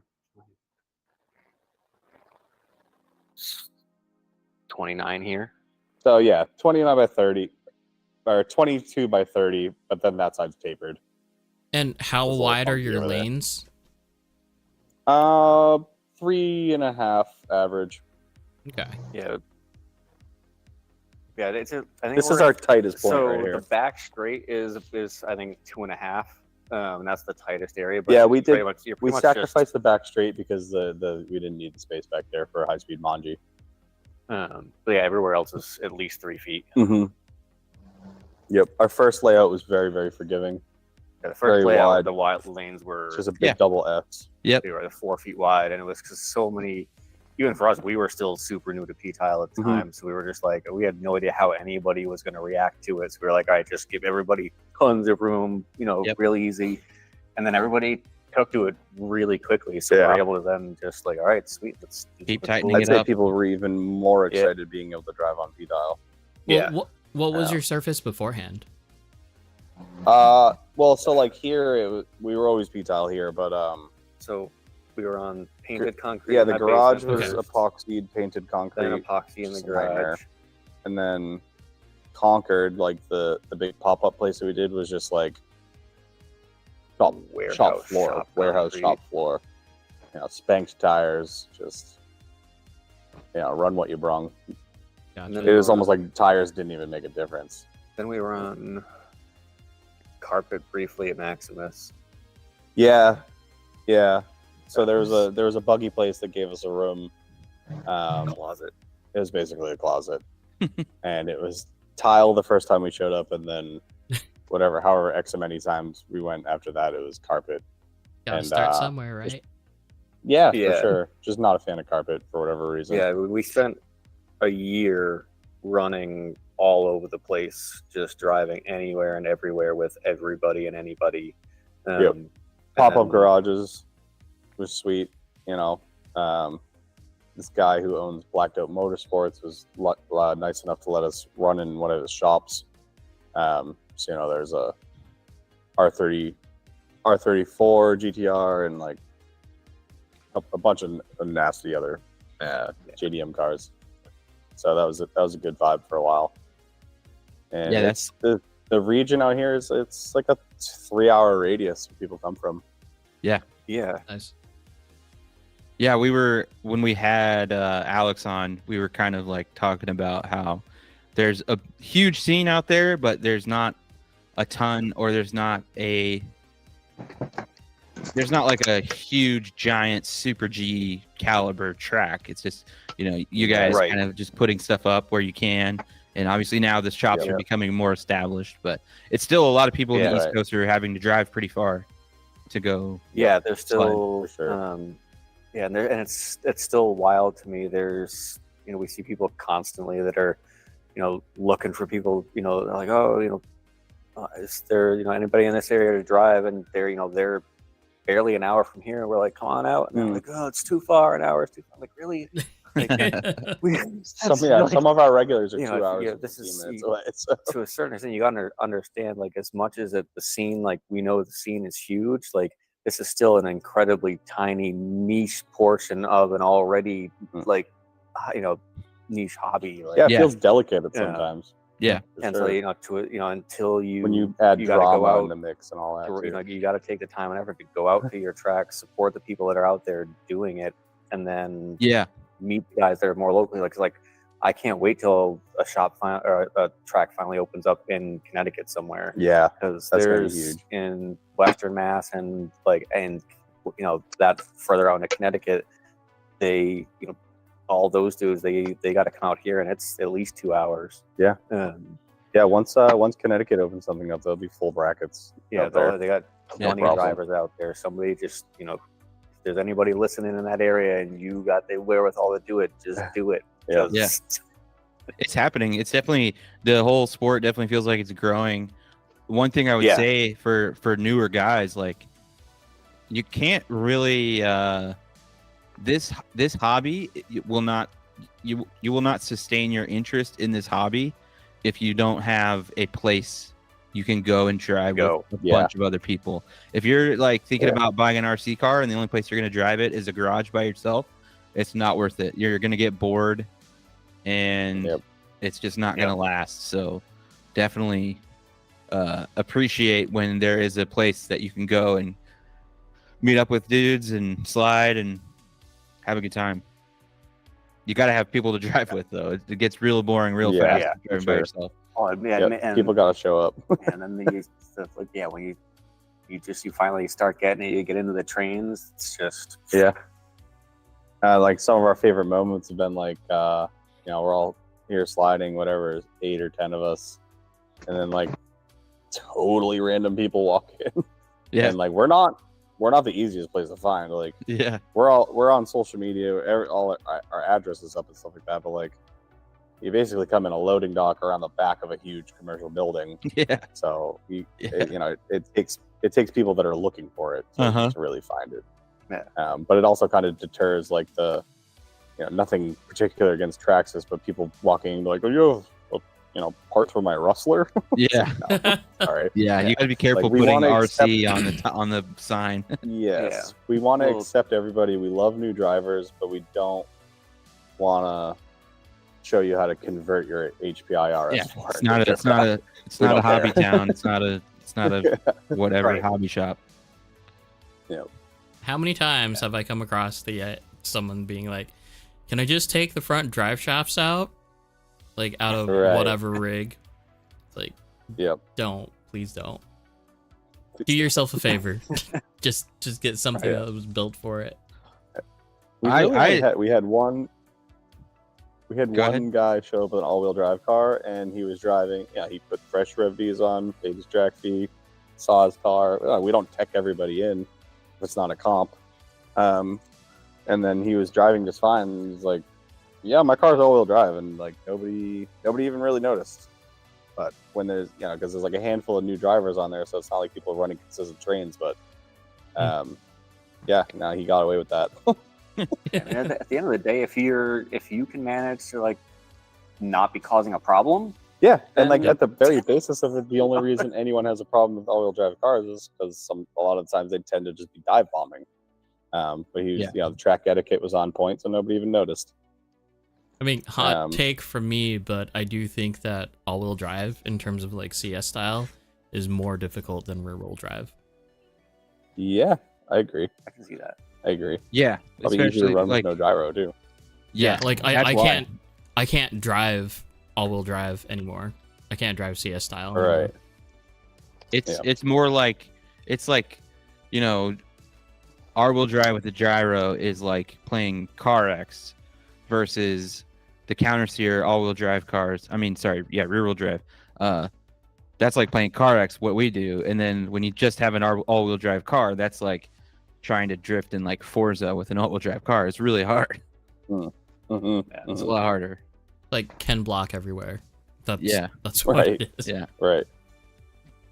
Although I do think like during a Matsuri, like a Gymkhana like challenge would be really cool. Oh, 100%. That would be sick. Yeah.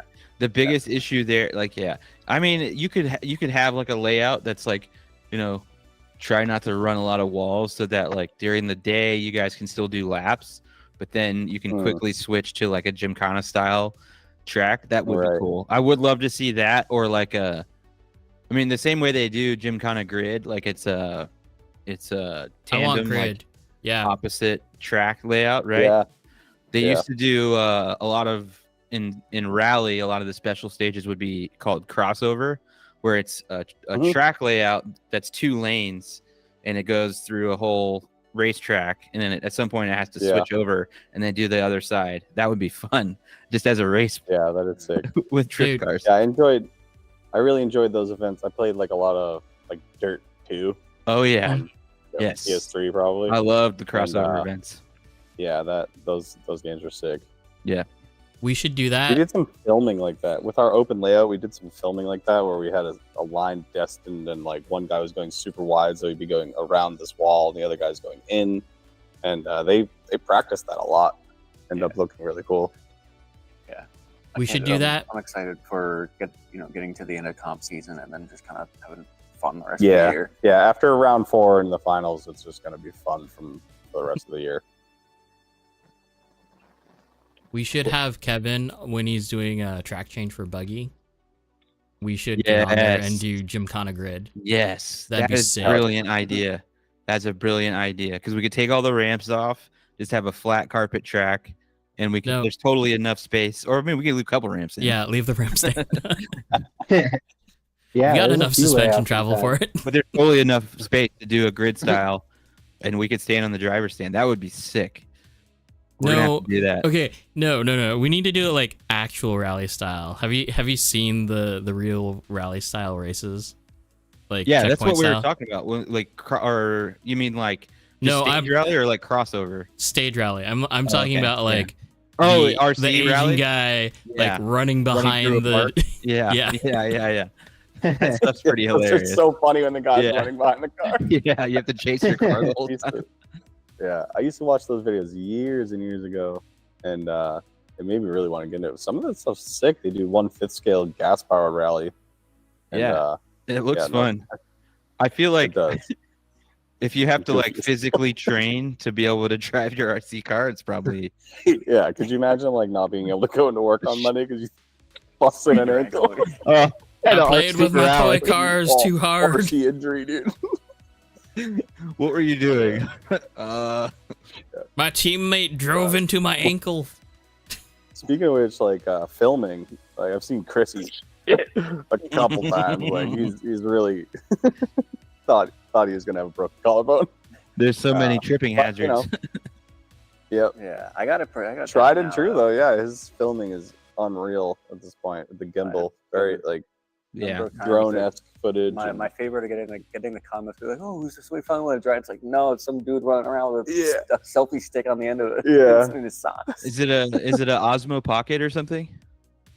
No. So he puts Accuvance dongles off his socks. Get a blaze cap. Yeah, I got a blaze cap on his kneecaps. Where is it? Hold on, You guys all dongled up? like on AccuVans? Trace Vector, Chevalier. No. Oh no. Yep. No. Snake oil. So I've been dongled. I've been dongled before. I'm not anymore. Did they pull your car off track and then throw it in, and put it back? Like have you do 5 laps and then put it in and see if you notice the difference? Yeah, I've done that a lot. Yeah. Yeah. I told myself at one point that I felt it. I don't know if I did. What happened was Yeah. I put it in. I was like, yeah, I like the way this feels. And then like 6 months later, I took it out and I was like, yeah, I like the way this feels. Yeah. I mean, Any I way find you that want can it. adapt to anything. Maybe I did feel it. I don't know. I just don't think I'm that good. I mean, as far as trace vector goes, like I felt the difference. The difference was not right for me in between the receiver and the ESC. It is a good difference between the servo and the gyro, though. Like I like that. Yes, and that's I run trace vector, so servo, vector, gyro, and I find that the RSST and the GYD are so good already. Really, the biggest benefit is like the cap. Like it's basically running as a cap for the servo, so you don't get any sort of like draw, and I feel like you get a cleaner, like more robust feeling out of it. Mm-hmm. And then I'll put like on Hobby Wing stuff, I'll put a Trace Chevalier on the receiver. I don't notice a difference on the AccuVans stuff because it's so good as is. Mm-hmm. What are we working with here? I say a big stick. Can we switch back to the other camera? Yeah. Yeah, we do look far away.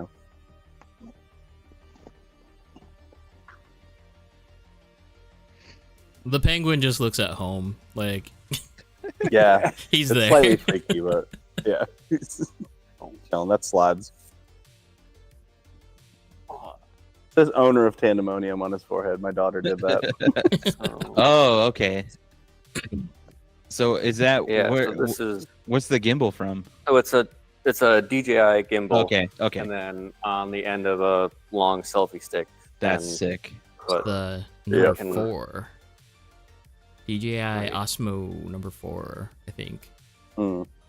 Uh, Because the 3 doesn't have the telescope. yeah. Man, I wish But- mine still Yeah, worked. he didn't know it telescoped for the first like 3 But- months he owned it. It's great because I can stay Freaked nice out. and I can be pretty far away from the car, so I don't have to be in the way Hmm. of. Yeah. I take great pride in staying out of the visual way of the driver. Oh, okay. Oh, I just thought I was making people better. Just running around. Running around with the Swiffer. Block it. Yeah. Yeah, we just use Swiffer cam. We don't have that kind of technology. One of the best features of that filming style has been on transitions, Hmm. Chris will sneak right through and do like a 3D outward, and then the cars will transition. They'll go right back through them again. Nice. So a lot of cool angles. Yeah, it's been a while since I've It's almost like done that. it's almost like you can't create enough content. It's like people will watch 5 seconds of a video, and it's like it cuts 20 minutes to get that right. I know. And then I know. Honestly, that's hard. that's kind of why I stopped editing like little short films. Yeah, It just took Hey, I don't so edit a much whole lot. effort. So Yep. much effort. I find slapping it together on TikTok and then putting it on other socials is one of the easiest things to do. Yeah. Because Yeah. they have flashy enough effects that it makes it cool. You can sneak, music on there without getting it taken down most of the time. I like it. I like one like a nice long take where it's two at least 2 guys or a train going where it's Yeah. like lap. It's one continuous few laps and it's just one video that and Yeah, it keeps people watching. Yeah. switch up the camera angle on transition each time. I like that as a driver. I like that because I'm like, yeah, you did that whole thing without any Well, right, mistake. exactly. Right. But it's a lot harder to pull off. Yeah. There's always one guy tapping a wall Yeah. or something. On the Yeah. flip side of that, like something I was experimenting with the other night is I was just getting cool angles and practicing nice shots and then moving the camera in a style where it looks like it's all one continuous lap. You're Mhm. cheating, but like it's I've good. done that. It's good Yeah. content. I've done that. I have a reel Yep. like that I need to make that's the same thing. Like I just haven't felt like editing it because I'm lazy. Yes. That's like that. But I feel that. I mean, okay, so even though that they've made it so they've made it so easy on Instagram to be able to like create those reels, right? But you still have to scrub through video. You still have to do all of that work to get it into like the right position. My biggest issue with Instagram is that they make it extremely difficult to time your footage with the music. Oh, that's why you just gotta find the reels that already have that. Yeah. Well, I don't like all the popular reel music. Try the DJI Lightstream app. I will. It's at least a little bit better in terms of being able to see the audio track. Yeah, because I come from like editing skate videos, so I want to time everything up with the beat, and you can do that on Instagram, but you'll do it in Instagram, and when you preview it, it'll look perfect. You post it, and it's off by like half a second. You're like, what the hell? Yep, infuriating. So mad. I find TikTok better for that. I used to spend so many hours editing video. If anybody played Halo 2 and was into like montages way back then, I was doing that. That was the issue though. Like, the biggest thing was just like with Instagram, it's just so much easier to have whatever music you want and not get taken down. But touch quick on video games. If you guys play CarX, we should get on some point. Definitely get some digital doors. I don't play CarX a whole lot anymore, but I'm definitely down. Yeah, I pretty much just dabble at this point. But if people get on, I'll get on. I'll bring the LTS. Yeah, we can bring You're an LTS guy. We got an LTS guy on our crew. I am and I'm not. Like I have a few cars tuned that way. I have like a BMW M4 that'll just hang tire the whole time. High horsepower, high movement, wobble tune, 120 ADH. Send it. Yeah. If you're noticing, big grip. in our chat, Charlie's already trying to get us to hop on, and he's our LTS guy. I think all of his cars are like that now. Charlie, what's the code? What's the lobby? You just see me slowly like playing the my LTS is my favorite car to drive out here, anyways. Yeah. Charlie, we don't need you to transfer your loads on anyone. We're all set. Yeah. This is a family show, thank you. I mean, blast my chest. That's been the running joke lately. Because, like, when you're just talking idly to people, like, there's a chassis in front of you, you're just like, oh, yeah. Just, like, start pushing it. So now, chassis are plug Dylan RC. Yeah, plug Dylan RC on YouTube. He's one of our new, he does relatively sick new drift drivers. drift vlogs. So it's just Sick. Dylan RC on YouTube, and he's made stickers for us. One of which being "Blast My Chest." he is D-like only. Yeah, he runs only D-likes, no survivors. Everyone adamantly told him that it's not the best choice for P-Tile. They're a great chassis, but He said challenge accepted. weren't necessarily designed for it, and he said, say less. And he went the opposite of what everybody told him to do. So for anyone who's wanting to go play CarX, the lobby password is 119001. Let's go. Let's talk about this, because I'm dealing with this right now. As far as like electronics and return policies. So have you been in a situation where you've gotten a product from Hobby Shop, right, and you need to return it because it was either dead on arrival, but we're told that you need to you basically need to contact the manufacturer and just start there. No returns to the actual Hobby Shop, no returns to their warehouser, which granted is actually a pretty normal practice. Like that's a pretty standard thing, but it's annoying the crap out of me right now. I can't say that I've had it happen, but I've being now that we're running a shop and we're talking to them on more to some of these companies on just dealer level, and you look at some of these closer, some of those policies, it's like, oh man, that's like almost nothing is covered. Yeah, it's there's not a lot this shop is allowed to really do. No, you'd have to run a whole warranty program. Yep. And carry the replacements on hand. Just asking a lot of overhead. We've had a guy, he didn't actually buy it here, but like we were trying to help him through it, and he contacted Accuvance, a new rad whatever crapped out. When he contacted them, they were like, send us a bunch of pictures, send us the soldering, send us this, and basically told them that this kid's been into RC for a long time, basically told them that you're new to RC and you should try it better with your soldering next time. But they also told them that since in the pictures there's a Yokomo motor hooked up to it, all bets were off. Really? Just by that? So don't email Accuvance with Yokomo stuff connected to it. Or if you do, hook up an Accuvance motor to it first. Yeah. So much more work. Send me your photos. I can Photoshop them to make it look like your solder is good. Right. Just photos off their website, like making bodies. Random guy in chat, probably not random to you, but Artur. Party, let's go. No survivors. He'll be there tomorrow. Nice. Expected. No, he just got a. So he was a random off the street. Yeah, yeah. Hell yeah. Right on. He lives like That's what I'm closer saying, to where I dude. am, like 35 minutes. Yeah, he's one of our best guys. We put him on our team.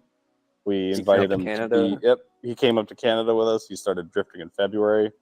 He did Sick. really well up there, especially considering how overwhelming it is being at such a huge event so early into your Yeah. drift tenure. Mm-hmm. And yeah, he's been one of our solid people and one of our youngest people. he's 19, 20. Not that it matters, but he's 19 and you'd never know It it. matters. It matters. He's just he's just gung ho about it though. Like I wish I found something like this at 19. I probably would have. I'd be so much better. yeah. I'd have a couple GOMs by now. No, you wouldn't. Yeah, shout out Artie. It's been cool because I am a transplant to Portland area, so making friends out here when you're 25, 30 wasn't the easiest thing in the world, especially finding people that are like into the same things that I am. I'm not anymore like a going out type person, so getting into RC drift has been awesome because it's like I met so many rad people now that I'm really good friends with. Yep. Yeah, I grew up 3 hours away from here, and it's been 16 years now. Yeah, we met at a landscaping company of all places. Hell yeah. And then we're into crawlers and stuff like that, and then Mm-hmm. bought RTRs around the same time, and the rest is history. It was one of those like one of us posted a picture that the other one got, and he was like, "Oh, you got one of those? I just got one of those too." Yeah, we basically got them separately. and then Nice. and then it was all over. Nice. Yep. This is my first, that's my first body right there, MST. Was it like parking lot drift to start off with? He was making a basement. playroom for his kids in his basement, and we ended up That's still taking that for a while. So it was like concrete. I don't know what was the dimensions It was on that. painted concrete in my basement. No, but what was the dimensions on that? the dimensions? It was like 11 feet. it was wide, so 12 10, feet wide. 10 feet and then 11 feet where like the little around the electrical box, and then 15 feet long. Yep. And it was that every other night for months and months and months. And you're like, But sorry, we came kids, out of there being able to- the Pretty flooring much. is not in Yeah, yet. Daddy's gonna Sorry. tandem. Sorry. Yeah. And then Get a car. well, and then I kind of got the blessing to epoxy the garage, do it in the garage, because I was like, well, if I get to do that, I can move all the stuff out of the basement, and we can Nice. actually like finish the basement. But with that came But that just didn't. with everything so came I out of the got garage to and went epoxy the garage and have my RC drift track in the garage. But The kids' playroom's still done. Yeah, but that was like the growing pains of being able to get people to come and get people excited about drift again, because it was like kind of dying in New England to a certain point. Having no track, no dedicated space, like I was saying earlier, it'll do that. Only so many pop-ups can. I mean, there was a track that. So there was Reckless Hobbies. They still exist. They're mostly a hobby shop now. But we were all on polished concrete for a year or so.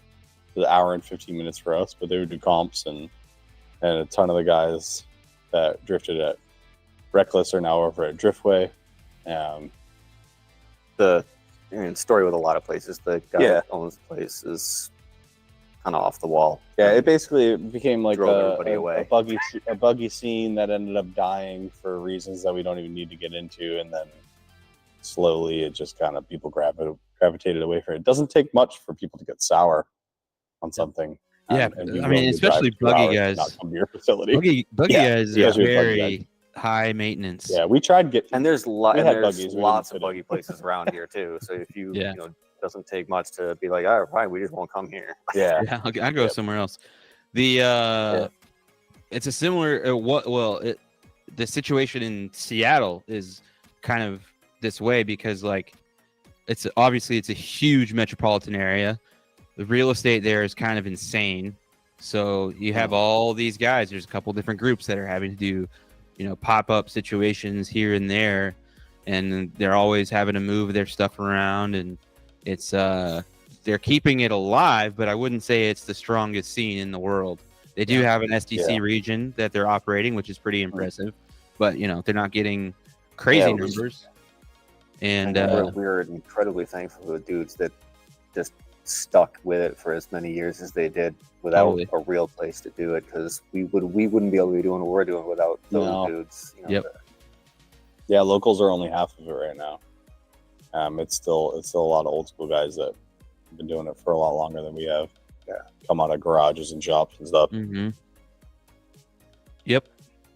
Gotta definitely recognize those guys. Like we have there's the RC Fight Club guys up in Seattle, and then you just guy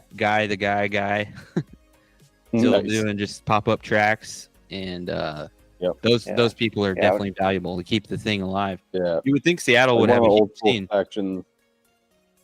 Well, one of the old school teams out here is Team Ghost. Brandon Tench leads that. Loud Designs. Brandon Puckett leads that. Both of the Brandons I just mentioned from those teams were SDC judges. Yeah, they were judges today. Along with the owner of the track, so he doesn't participate in his own series either. A lot of history out here though. Yeah, those dudes have been doing it a long time. Yeah, they're going on 15, 20 years. Damn. It does seem like they go back to the counter days. It's all pretty it is pretty resilient. Like as much as a track can make a scene, there will always be those like 3 or 4 dudes that just hold it down through the dark times and keep it rolling a little bit. Well, and then I love I've seen some things, man. I love when tracks open up and close over and over and over again. When they I was there, man. When they bring in a dude that used to drive uphill both ways with it, and dudes that they drifted with 10 years ago that didn't stick with it, and then they bring them around here now. The dudes come in, they're like, you can just see them. They're like, holy really took off. Every time, we've almost pulled Chuck out of retirement. And then just seeing those people that have missed the generations now, it's like, okay, we're here. Rear wheel drive is definitely a thing now. Yeah, for sure. And then you get that weird factor of the kids that are just walking into having 3 tracks in a reasonable region, and then we're only a year and a half in, we're like, you guys don't even understand what it used to be like. Totally. So funny. Totally. We used to be in parking lots. I'm already gonna be like that. I used to have to walk uphill both ways to get to the track. There's gonna be people that start on the Japanese style at our track. We have a pretty big track too, so I'm just gonna be like, oh, you don't even know. Well, that was like, when we went down to, we made in March last year, we made kind of a last minute decision to go down to a comp that they were having Traction Action on Long Island. Yep. And that was our first time on any kind of P-tile, and we just showed up, only having been, never even driving on the same surface on consecutive days, let alone. Big shout out, Scale Slide Long Island. Definitely go check them out. Yep. Huge buggy track there, but the drift track is a very nice layout right now. P-tile. A lot of overdose heads. Shout out Rob Fischetti, Jason Peltzman, and Matt. Matt butcher his UN. last name. So Matt UN. All really solid guys. They were even having talks of starting another track. I don't know where. I don't have details on that, but that whole area is big enough where they could facilitate another track. Then there's Arena Stem. Arena Stem is out there. That's polished concrete. That's in northern Jersey. Northern Jersey, yeah. Yeah, if anybody's in that area, definitely check them out. That's what made us fall in love with P-tile and pick up 900 pounds of it and bring it back to Massachusetts. Yeah. It's like, this is golden. We need this now. Okay. Yeah, we did home. that, and then came back here, and was right back to all the different surfaces constantly, and it was like, man, that P-tile was nice. Yeah, we longed for it ever since. And this is actually not even Armstrong tile. Mannington. Yeah, it's Mannington, which was so it's basically new old stock. So it's Armstrong before they were Armstrong. Okay. Gotcha. Yep. Dang. Or at least that's what we were told. Yeah. So, random question that DJ brought up earlier, or suggestion. Okay. And we kind of touched bases before the stream started. But, and chat, this is all for you too. Let's figure out how we can approach this. So, DJ, a try before you buy electronics program. Tell us about it. So, I mean, obviously it's going to be hard to achieve, but I would either think it'd be kind of cool if either, I mean, obviously hard to achieve for one human being that would be dedicated to it. But, just a local shop, obviously having one of each type of like ESC motor out there, just put everything on the bullet connections or something, and, put it onto your car and do a little try before you buy, because I know there's probably plenty of people out there that, they see these top dollar electronics, but they don't want to go and buy them because they don't know how they either drive on their chassis, like because they've driven it on someone else's chassis, but they, it's gonna be a little different chassis to chassis. Yeah. So I think love it'd be kind of cool. I don't see that being a big issue, especially if there was dual purpose and you had like a rad and an agile in a rental car. Well, I think so. He's more talking about like literally having at least one of everything already. That way, like people can be like, "Yeah, I do want to try that today." Like PC part picker. I mean, I'm the kind of guy that I have lots of extra stuff laying around. I'm constantly like, "Oh yeah, you want to try that? Here you go." Yeah, the amount of times I've seen him hand out a flag. And I mean, that's how we've sold a lot of Accuvants that way. Yep, for sure. It's a very easy sell once people feel the difference, whether it be Hobbywing or Accuvants, doesn't really matter.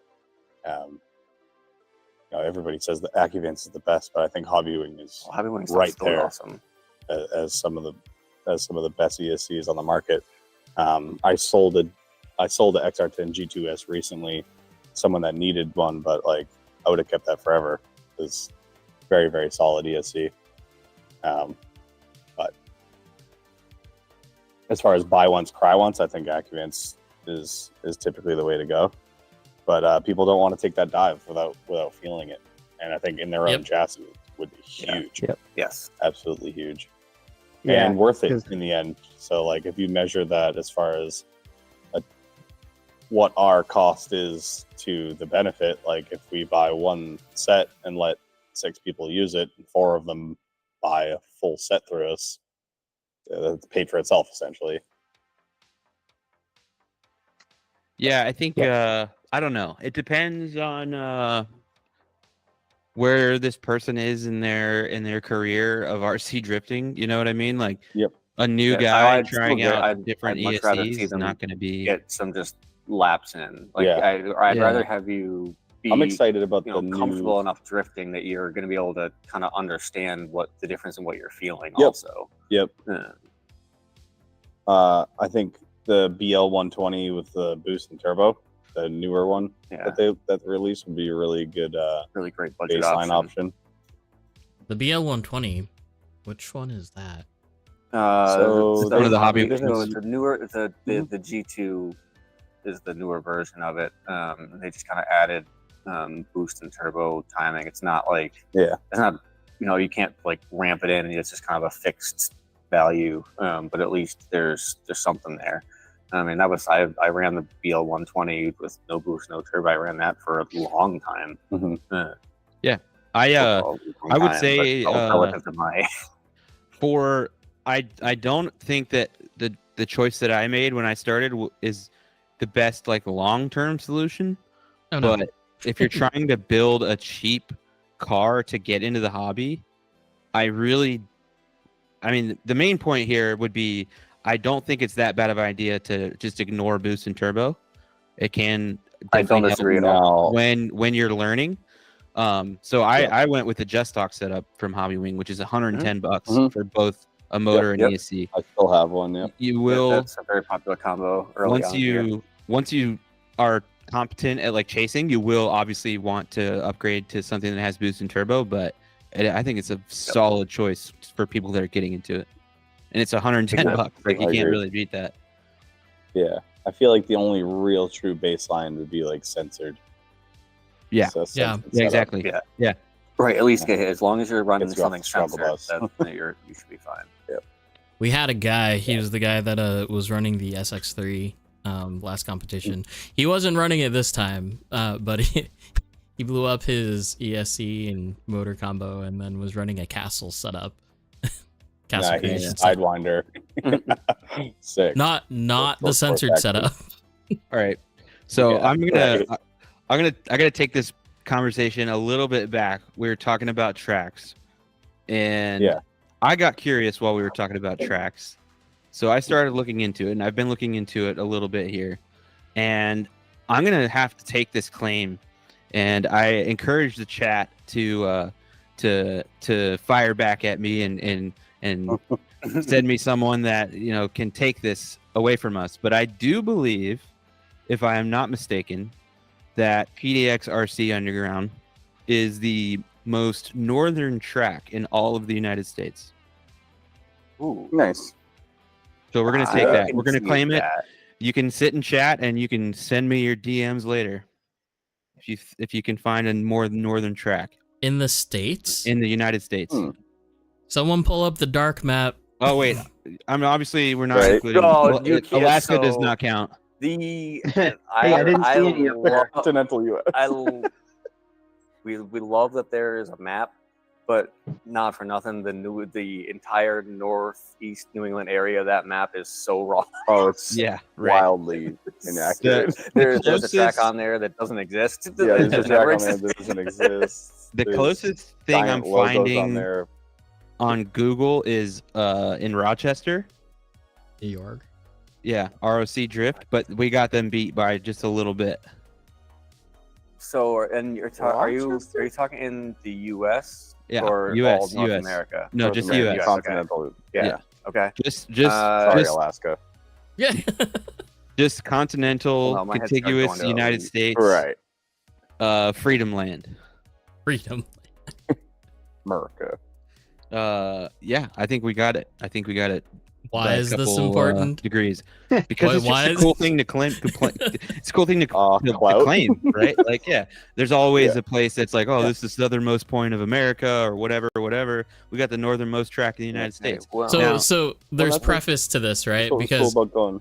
it has to be like actual publicly open for everybody, commercially owned, right? That's what we're talking. I mean, 'Cause- obviously, 'cause- guy in Seattle has permanent places. I'm talking. Well, no. Because Todd with Apple Core, Okay. Yeah. Where's that? Wenatchee. Wenatchee, but I'm talking like a commercial business entity track. Yeah, that's what I'm saying. Preface, like, Yeah. prerequisite for being counted in this. There's a whole long list of qualifications for this that I use to claim it for PDX. Yes, of course. But whatever you got to do to win, you know. Yeah. Hey, more drift tracks, more better. Yeah, I'm pointing this out as an That's issue. like, We need to get more people. More tracks. More tracks for sure. More tracks. That's more But we tracks. were still the first in New England. Oh, I actually, I have to check. The other place here might have us beat, actually. I mean, we are one of the very few places that have no, no we're good. sales tax. That's true. I think New Hampshire is the other one. Yep. There's a track in New Hampshire. It's called Hobby Tracks for anybody up in those Brentwood. It's southern New Hampshire. Yeah, southern New Hampshire. Kind of out in the woods. Killer crawler section. It's if you're into crawlers, nice it's heated definitely a warehouse. fun indoor place to go.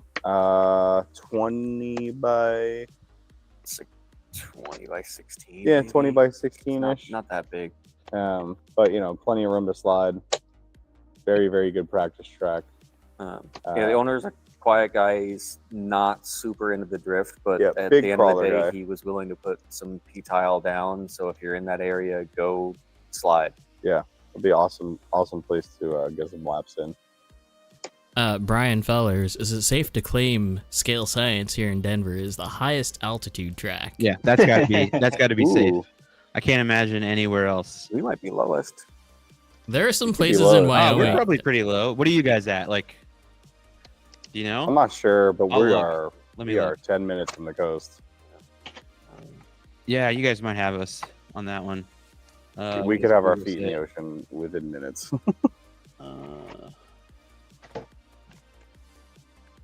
236 feet, Beaverton. Yeah. 236. Yeah. We're definitely less than that. We're Yeah. probably like less than 100. Yeah. Right. That's probably true. Yeah, my ears popped the whole way to Canada. Hey, speaking of travel, have you guys traveled by airplane for like drift stuff? Not yet. No, but I hear just lipo bags and you're good. Okay. And obviously, you have a $2,000 chassis with you, bring it on the plane with you. Don't let them throw it around. We are 48 feet above. 48 feet above sea level. All right, you got to speed on that one. The random things. But there can't be a track higher than Scale Science. I doubt mean, it. maybe No, like probably not. it'd have to be like in some like Flagstaff or something, and there's definitely not a drift track in Flagstaff. All right. So good Okay. job, I mean- Scale Science. You did it. Highest altitude. Let's go. Careful drinking your beers at Scale Science. Your club sodas. Yeah. So that's where they do the potluck butsuri, correct? Mm-hmm. We had some buddies go out there, and they actually, back on the fingerboarding thing, they took one of our big graffiti tags, and on the fingerboarding section, on the back wall, they put a big Tandemonium graffiti. So I thought that was Hell pretty yeah. sweet. That's sick. Yep. That's All right, sick. so how many degrees north are you guys? How many 40, degrees north of 45. that? 45. It's above 45. 45 is just north of Salem. Yeah, it's 45 point something. Mm. And is higher further north or lower further north? Higher is further north. Higher. Oh, We're fighting man, 45.48. We're 42 and a half. 42 and a half. Oh, man, that's Not close. that far off. We got You you. guys We are got up. you. Yeah. We also, on our trip to Canada, we hit the midpoint on the northern hemisphere. Yeah. Nice. Kind of cool. Yep. Nice.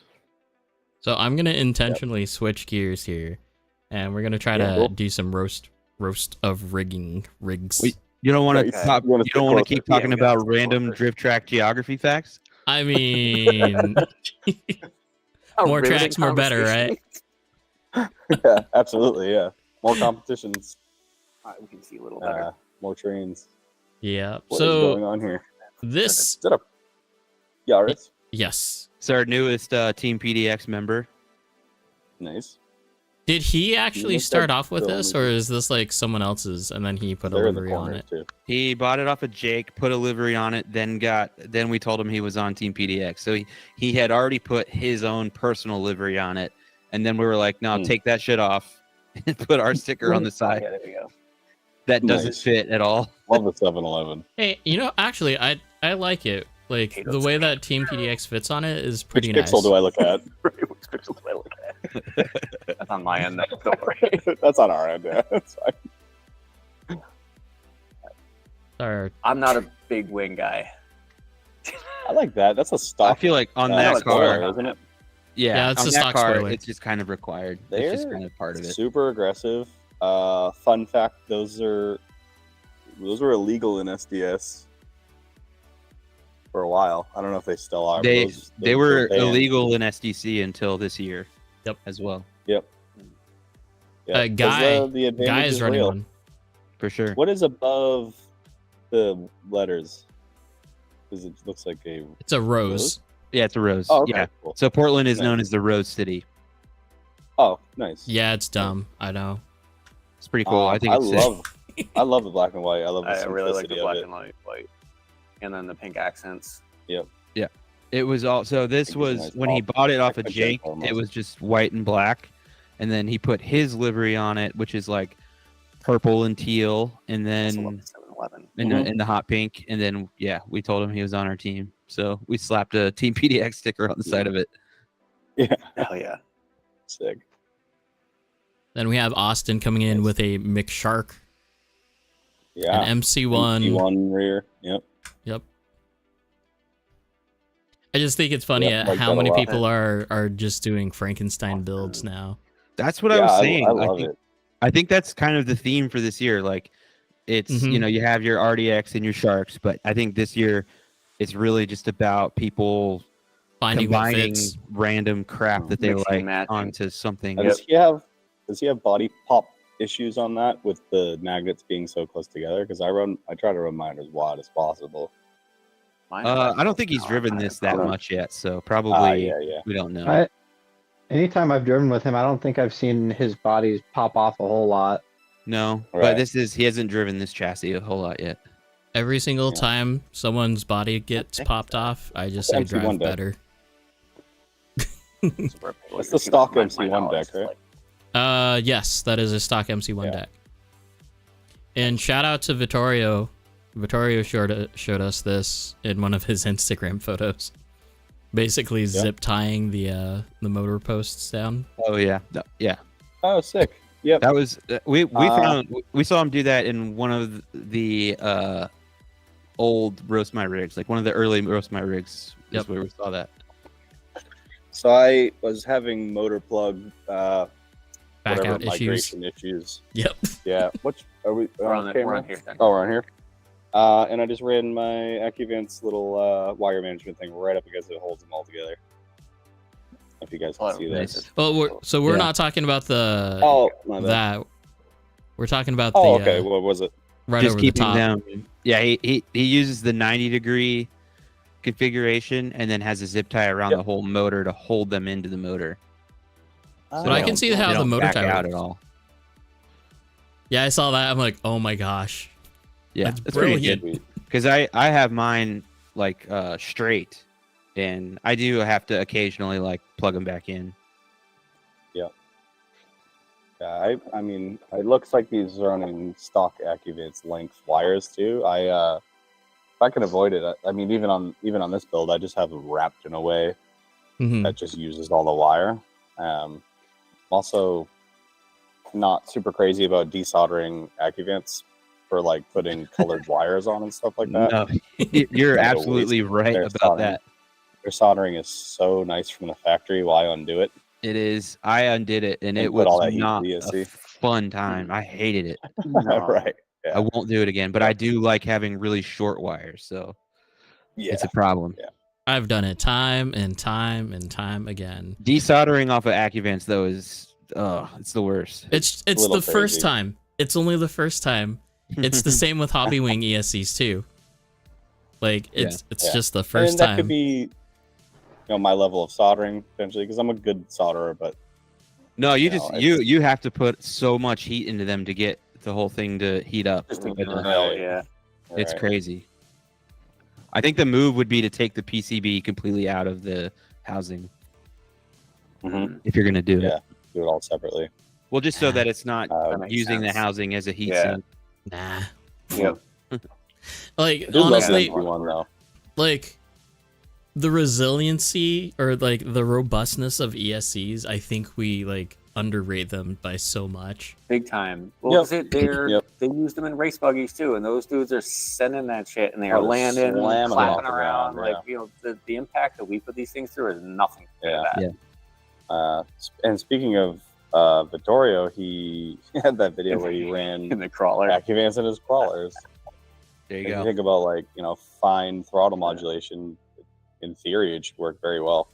I would do it if I Yeah, didn't. I love if MC1s. didn't I would put my definitely get shit one. through water all the time. Yeah, I just don't want to get it wet. Who is this? Austin. What blows my mind is like I believe they're D-like videos. I don't know what the track is, but it's got Is this like Austin, metal walls No, and like- like they're rusting. somebody like a local Austin to you, or is this Austin? This is looks yeah. like- well, looks some like of them Drift are Austin. The middle Yeah. one, the fantasy is or the fantasy front end is that Jose? No, it's No, it's Alejandro. Alejandro. Oh, Alejandro. That's right. That's I right. was like, no, Austin does not have a fantasy front end. What are you talking It's about? Alejandro. I think it's Have you guys just seen picture with those all D-like videos of the guys running in the wet? Like they're running in straight up rain. Hell yeah. I bet it works. Okay, who do we got? We got Jose That's 3 MC1s, nice. coming in with a one-off chassis, Let's kind go. of. Yeah, cool. Kind of TK Rev B arms in the, what is that in the rear? They're just regular. They're not TK. Yeah. Oh, yep. Nice. Custom cut plate or That's Yeah. yeah. So this is a one-off. This is kind of taken from Lance's midnight chassis. Usually it would have had like a flex plate design, just close to the back here. But we've kind of gone through phases at PDX. There's a good phase of flex deck, and now everyone seems to be switching over to We're stiff. full team Blue Chew now. yeah. I feel like everybody got shamed out of flex decks recently. Yeah. It did happen quick, didn't it? And Yeah. the big claim has been Within, like, like- oh, if you run a flex deck, you don't know how to tune suspension, like, or you use both. Yeah, I mean just Um, it's all relative. You can't really Yeah, take no, absolute stances on anything, I don't think. No. Nobody actually knows what they're talking about, in my opinion. But Yeah. Precisely. At Yep. the end of the day, if you can drive in the train, Yep. whatever. Yep. Well, when you're Jose, wrong. if you're Exactly. having troubles trying to stay up to someone, like, get rid of some of that toe in on your rear. That's a lot. It's aggressive amount of toe in. That's a lot. a lot, yeah. I do like this deck because it's What's the prepped. load on it? What It's- is it like? Yeah, I mean, depending on how his suspension squad is, some of that toe in might come out. Okay, that's fair. That's He's probably true. running. It's definitely He's running troop some all the way. pretty. He's running some pretty messed up overdose they're not even HGs. They're the ones that come with the GOM. And they're Okay, upside yeah. down. Those They're are nice weird. shocks. I like those. with an inch of spacers between the shock mount and the Oh my gosh. Yeah, that's like how the front of a D like I had was. This is not untypical. That's Like this is. I know it's not, out but of normal it for looks Shark, so though. silly to me. Sharks Also, like that, isn't it? I like that this car is it's nitro ready Yeah.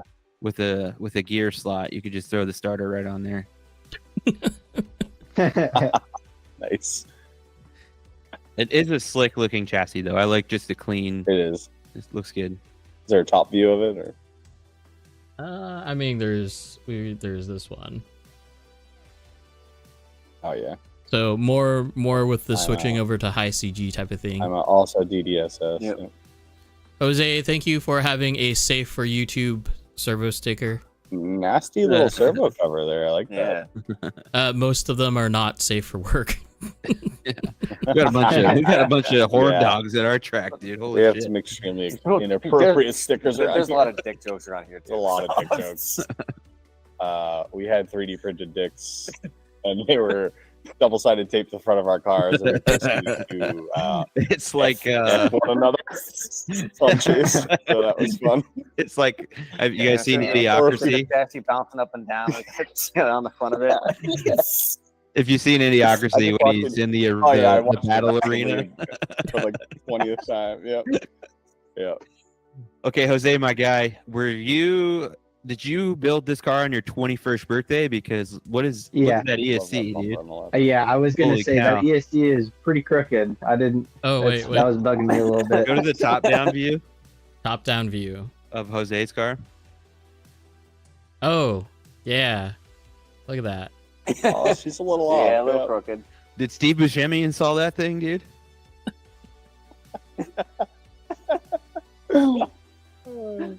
It looks like it's a pretty big plate that it's sitting on.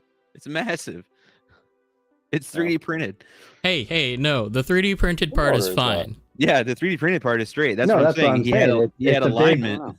He's He got had a a- big platform. He hit And the you Yeah, know- how stars is this Thomas time. doing this week? He hit him. He hit him. You can't Jose, lose him.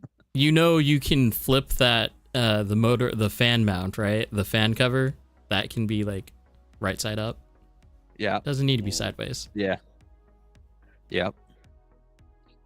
This is my wish, is that AccuVance would rotate the orientation of their PCB so that the solder points are on the back instead of the side. Yes. My you, wish is that someone would either come up with a design for a removable servo cable or just a channel so you can run it through the other side of the servo. Yeah, I agree. I would like Yeah. to I see. really felt like I was crushing the front. Yeah. Could you? Yeah. I mean, They if you should just just- switch to Futaba servo, then you don't have that problem. Yeah. Or Yokomo, or any normal low profile servo. But it would be cool for someone to make a servo that has like a female plug on either end. Yeah, just a port on Doesn't- both sides. ProTech make one. It's either ProTech or Spectrum already makes one for race buggies. That'd be sick. So it's there. It's available. Yeah. Yeah, I feel like a lot of the buggy stuff is like untapped when it comes to like One Up has a lot of very interesting stuff. Yeah, they do. That's where we found the Phantom rebuild kit, was the buggy world. Nice. So this is coming from IOstatic, which I think this is probably his first contribution. I don't think Yeah, I've ever don't seen his chassis recognize before. the name. Let's see what we got here. Let me full screen this bad boy. Yeah, Carbon Per- Fury. First roast, I'm actually starting on the MC1 Oh, okay. with the Oh, SX2 slide rack, or SX2 bulkhead. Hmm. There's nothing wrong with it. It's just SX2. Guys, if we're gonna post on Roast My Rig, let's clean them up a little bit first, please. I was literally just saying, where's the compressed air at? Let's blow that thing Let's just down. blow it off. Just a quick little blow off. No big deal. What are these It's red it's like springs a Facebook though? Marketplace post where they're like, yeah, barely driven, yeah. one owner. Brand Like new. the, My guy, what happened to the Rev D springs on little collars. logo Oh. here? Like That was the best spring. part of this. Oh, the little plate. It's missing Yeah. out. Oh. Bumper, yeah. Oh, You pay like $30 for this bumper.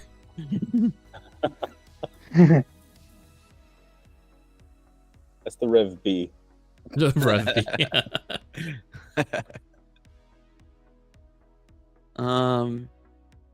Yeah, I mean, nothing too I'm so not crazy. picky about my pet chassis and stuff. Yeah. I'm so terrible at this. I mean, wire management's a thing. I'm like, I don't know, does it drive good? Yeah, I like to have nice wires. I like the soda plate. Yeah. It's a DES soda plate. Yep. What? Mm-hmm. I like. Whoa! well, it's yeah, a wheel. Oh, mile high. Oh, I think yeah, makes that's those, cool. This is a mile high if I'm not thing. mistaken. I think it might be. A fan I don't- shroud, yeah. Yeah. Maybe. He sent us a wheel at some point. He's usually in the chat, isn't he? Mhm. Yeah. Yeah, we got a He's we got here, a bunch he's of here. lights off him. He just showed Nice. up, actually. He There he just is. said yes. Yeah, no, we love We love his FD lights. His Kirby shrouds are really sick. I've been meaning to get one of those. What is this? He has super good customer service. Yeah, he This does. is Any hardware stuck to that. Yeah, he's got a screw. Bro, Yeah. you missed anything? Nice. That's probably not his. The amount of hardware that you find on a track. Oh, so No, we no have doubt. like a little. We have like a Power little. car's not just falling apart. That's We have yeah, a little 3D printed trash can, and we put all the parts that we find yeah. in there. We have a designated area for found stuff. The amount of times Yep. where it's like, oh, I lost my screw, and I'm like, check all your magnets because that's where Yeah, it is. shout out shark owners for losing the most parts out of anybody, Yeah. including myself. we have a that was guy easy. that's nicknamed Yard Sale. So Yep. Yeah. So this is from Alex. Clean. This is a MC2. Nice. I'm pretty unfamiliar with the MC2, to be honest. Completely. I don't see them. Just don't I see think we're about to see a whole generation come through. them. Yeah, Just because I can see that. GRK5 GRK5 is going to make a huge splash. Here. Yeah, we have some guys running GRKs. Some guys out of Driftway running super high end, like GRK5 limited, whatever that monstrosity is.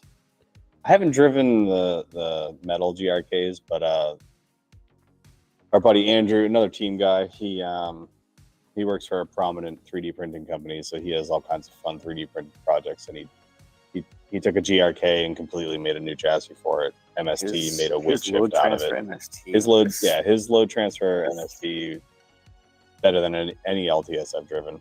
Adam, check out the bumper. Drives like. Yeah, that's sick. Wait on I the would bumper. strongly consider a GRK. See the bumper? What about the Oh, bumper? Midnight Suns, dude. Yeah, I know it's a Midnight Suns. Of course he'd be running Midnight Suns. This wrap up chassis next is week. very clean build for sure. Yeah. It'll say it's brand new tires. It makes a world of a difference if you just throw brand new tires on the Right. chassis before taking Yeah. pictures of it. Totally right. Yeah. I'm gonna Nobody keep a wants set your just for schmutz. photos, right? Yep. Yeah. So like, I have a set of buzz brakes I like taking pictures of. People always just They're like fancy looking. they'll have the most put together chassis with like some old trashed garage tires on it. Yes, It really brings yes. the look down. I It mean, does. that's like all of my chassis. I don't know what you're talking about. Like a supermodel with broccoli in her teeth or something, you know? Yep. See, let's take a closer look at your bodies because we didn't look at your bodies before. Oh yeah. Yeah, that's a freshie. D-like S15 body. Yep. So that's a Shibata. Sorry, Shibata. I said D-like. Yeah, you did. Yeah, that's mine on my RDX. Some fancy creative paintwork. Yeah, I don't even remember what the combo is. But it's like the All of the Maya colors. purple green with some cobalt blue in there, translucent green. A little bit of flare up on the bumper there. There's some gold in there. A little bit of a case of something in there. Wait, so if this is an Yeah. RDX, are you running wider spacers, wider hexes on the rear to fit? Or is that how the Shibata body 5.5. is? Easy hubs. It's I have the aluminum. Oh yeah, that's right. Front and rear rotors. So do the rear aluminum rotors emulate stock RDX? So it's like I- 5 they're mil, like- 5 it's like mil. 5. I think it's like 5.5. Yeah. Uh, Yeah, so that's 6 millimeter with standard rear hub width. Okay. Because I know, like, the RDX has a really narrow front or rear end when you compare it to, like, any other chassis. Yeah, yeah. it does. But yeah, so I'm not running anything special to get that. And actually, I just mounted that body last night on here. Yeah, and it had comes it, it comes with stock over fenders that Okay. he did not. Yeah, I just So- put it. Do you know That's- how wide the rear is then? I'd say it's Off. 200, 202. Okay. I think it's 200. I think. Yeah. Yeah, front's probably 198. Yeah. But both of those are. I was very surprised at how well it did, though. I had it on an MD1 at first, an MD1 that I've owned for a year and a half and driven like 3 times. Rip. And I was like, I want to run on the RDX, and it just dropped right on and fit perfectly. And the amount of nonsense I did in the MD1 just to make it to fit was. So, Logan made a comment at like a few. I don't know if it was on stream or if it was just whatever, but like this year is the year of holographic liveries. Yeah. Yes. Yeah, it seems that way. I feel like more and more places are honing in their technique for shiny and holographic liveries. These endless ones were by Alex Jordan. Alex Jordan did them, but Black Drift, which have a very innocuous name on Facebook. Yeah. It's literally just like it's like RC liveries and stickers. RC Drift stickers. RC Drift stickers is the name on Facebook if you want to find them. But I think that's what it is. It's Black Pat. Drift RC Drift stickers. Pat, why are your battery mounts black and everything else is purple? Huh? How is it that only your Because battery mounts? The purple ones have to come with the stock Shark deck. And he And built that's it from the only. scratch. And I built it from scratch, and that's the only thing that you can buy. Oh, individually. okay. I Dang. see. Yeah. So big check- bummer on that one. My check- ESC is also crooked, but you know. Hey, this is Hey. minor, okay? But It's not look at anywhere this. near as bad as Jose's was. Look at this. Like, So I thought I did something different there, taking the wires and going underneath everything, and then snaking it in between. Yeah, the that looks things. good. it's clean. That's All my really good. caps, All my caps are mounted on the back of the ESC. That's cool. Like, But look. So nice and clean. Whoa. Whoa. yeah, he's Yeah, definitely bro. has better wire management in his past. Yeah.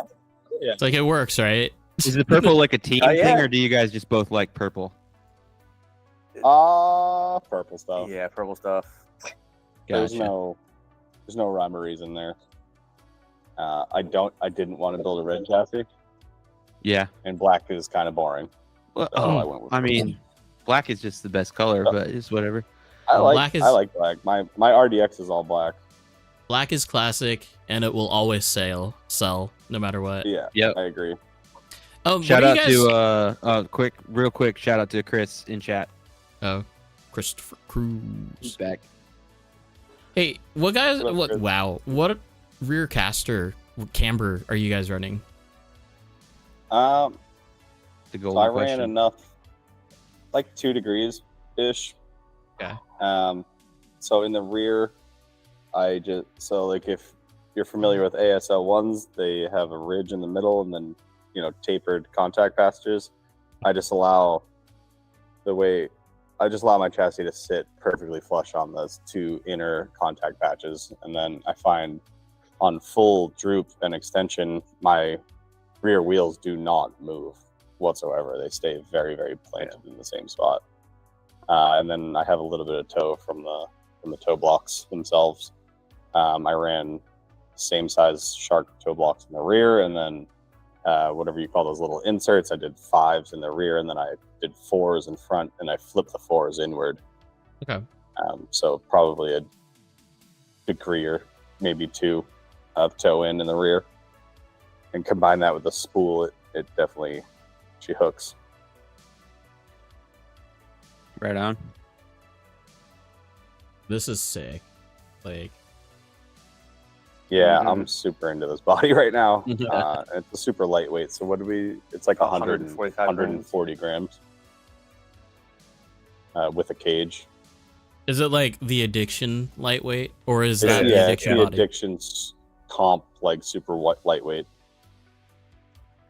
They're And the so Shibata, the thin. green one, is also That what was they wicked consider the comp version of the S15 that they offer.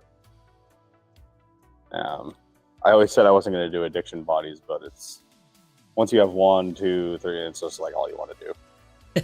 The details are really nice. I'm just getting into like painting bodies. I've done 4 this year, and outside of that, I'm So I have learning. in the works. I have a Rev D Wisteria, Going to be doing an S2000. I just bought a ER34 while I was up at Elite. And do I have any other clear bodies? I think I just have the 3 right now. Are you gonna shoot for the Wonder S15 from Addiction? The new one? I'm not familiar with that one. Is it the newest the one? one that's it's coming either. I don't know if it's released yet or still on pre-order. I forget. Yeah, It's the I'm Rev D not collab. familiar with that one. I really like.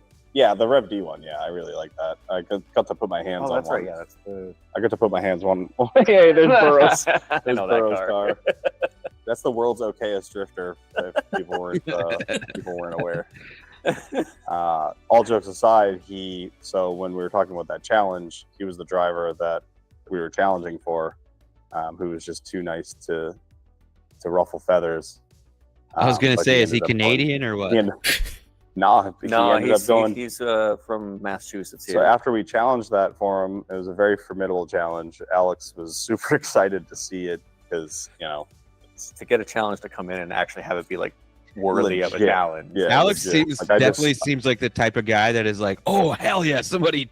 Yeah, Oh, yeah, absolutely. Well, in my confidence in the challenge, like I just looked at him and I slid him $20, and I was like, "We are definitely challenged." Like, well, because challenging costs you have to pay. No, it's not a bribe. Yeah. Yeah, no, we're aware. We're aware. Just slip it to him. I have a Up contest. across the so- gang. Let's Yeah. go. That's Chris's car, isn't it? Oh, but touching back on Chris, like if he hadn't Oh, yeah, challenged I can that, see then this- he the ended thing up off his remote he ended up back. going top 8. Oh yeah. And this at is his a first dude time in the who, league. like, he such a great driver and just like needed that confidence boost. That he's Yep. had 2 awesome comps in a row. He just keeps getting better and better, more Yep. consistent. We love seeing it. Yeah, So- and he did super good today. Knocked himself out on a technicality, but Yeah, it's like- that'll it's happen. like a bag of Today. chips. I did that. Yeah, I did Yeah. it myself. I ran away. The chase driver didn't have an answer. Whether it was, I don't know, he had some sort of problem. I think something. And had then to I- go on this car. Was basically out there driving by myself and then knocked myself out because I just slid into a wall halfway through the run when I Yep. could have just driven the rest of it and been fine. I've thrown away That's wins probably- like that. Yep. It's- Our last comp, I basically, we're going into a transition. The guy was too close, and I just had like party lap brain and just like waited to transition so I would clear him. And I was Yeah. too far, and I hit the wall. I could have just fucking slammed into him, but it is what it is. Yeah, Hey. switching out from party lap mode to comp lap mode is tough sometimes. That thing got a Motec exhaust. I don't know. Knowing Jose, it might. Order some spoon engines. So he That's already definitely a spoon engine there. put his 2025 livery on this. I don't understand what the hell he's talking about. Like, Slap he's a gonna taco sit livery here on and it. act like he's not gonna drive that before. I don't. Who's buying a livery for a year, like 8 months out? What is that about? Here, I'm gonna ruin the surprise. Sorry, Jose, because it is actually like pretty slick for what it is. Oh yeah, let's all go. right. I've Yeah, I seen like that. that. And So here's he's my gonna roast. wait until 2025. No, here's my roast. If you're that unhappy with the first livery that you made, just admit it and run this one. Nobody cares. Mm-hmm. I think that was. My roast for you, Jose, is that I had to post this picture for you. You need to do that yourself. My roast is red. Yeah, I don't like red. not a red guy. Not a red guy. I'm gonna say this, and this is gonna be very controversial. I'm not an anime on the side of my car guy at all. I'm right Yeah, with you there, my same. man. Big same. I am not into anime. Not at all. anti-anime, but not pro-anime. Yeah, anime like liveries whatever. At all. Do what you want to do. It's just If not, you're into it, Yeah. cool. Won't- But you won't catch You me won't doing catch me that. dead. Dude, you're on Team little D weird. Styles. I know. I know. Believe me, I'm aware. Like you know Yeah. what James's car was before he had to buy it, like Yes. not normal. James car? wants to do that on his IRL car. He did do that on his real Yeah. car. And then he moved to Oregon. and then totally didn't fit in. I can't even put my thumb on why I don't like it all that much either. It's like maybe I don't know. It's just the same reason I wouldn't put like. I don't know. I want my livery to be like a Ren and Stimpy livery. Even that, it's like whatever. I will laugh at it. I think it's cool, but I would probably do like Muddy Mud Skipper before I did like Naruto. I'm probably aging myself wicked hard right there. No, it's all good. Yeah. I could hear the bubbling after. Nice. All right, you guys. It is 10:58. That one went fast. Holy shit! It's 2:00 already. Nice. That did go quick. I'm glad it went quick for you. Oh, this was fun. Yeah, no, I enjoyed this thoroughly. We should good do hang. one. Anything We else? should do one with like all the track owners. That'd be kind of dope. Yeah, Yeah, that'd be absolutely. dope. I'm sure Brian would be Yeah. down. That sounds great. we A can go- Google Meet with 10 people that are on a huge delay. It won't be chaotic at all. Yeah, it won't be total chaos at all. Well, so what? I think it was crap. I think it was Jordan with Scale Science that they did like a New Year's drift, and they were streaming like every single track for some amount of time. Oh, that's cool. That's Yeah, pretty that's cool. cool. Yeah, we had 14 people drifting. Yeah, at 14 or Sunday- 17 as the people clock at struck midnight. midnight. Yeah, we were- 24-hour stream. We thought it was randomly going to be dead, and we were just like, oh, well, I'll be here for New Year's. We don't have any other plans. We ended up having a huge group that night. It was Yeah, awesome. that was fun.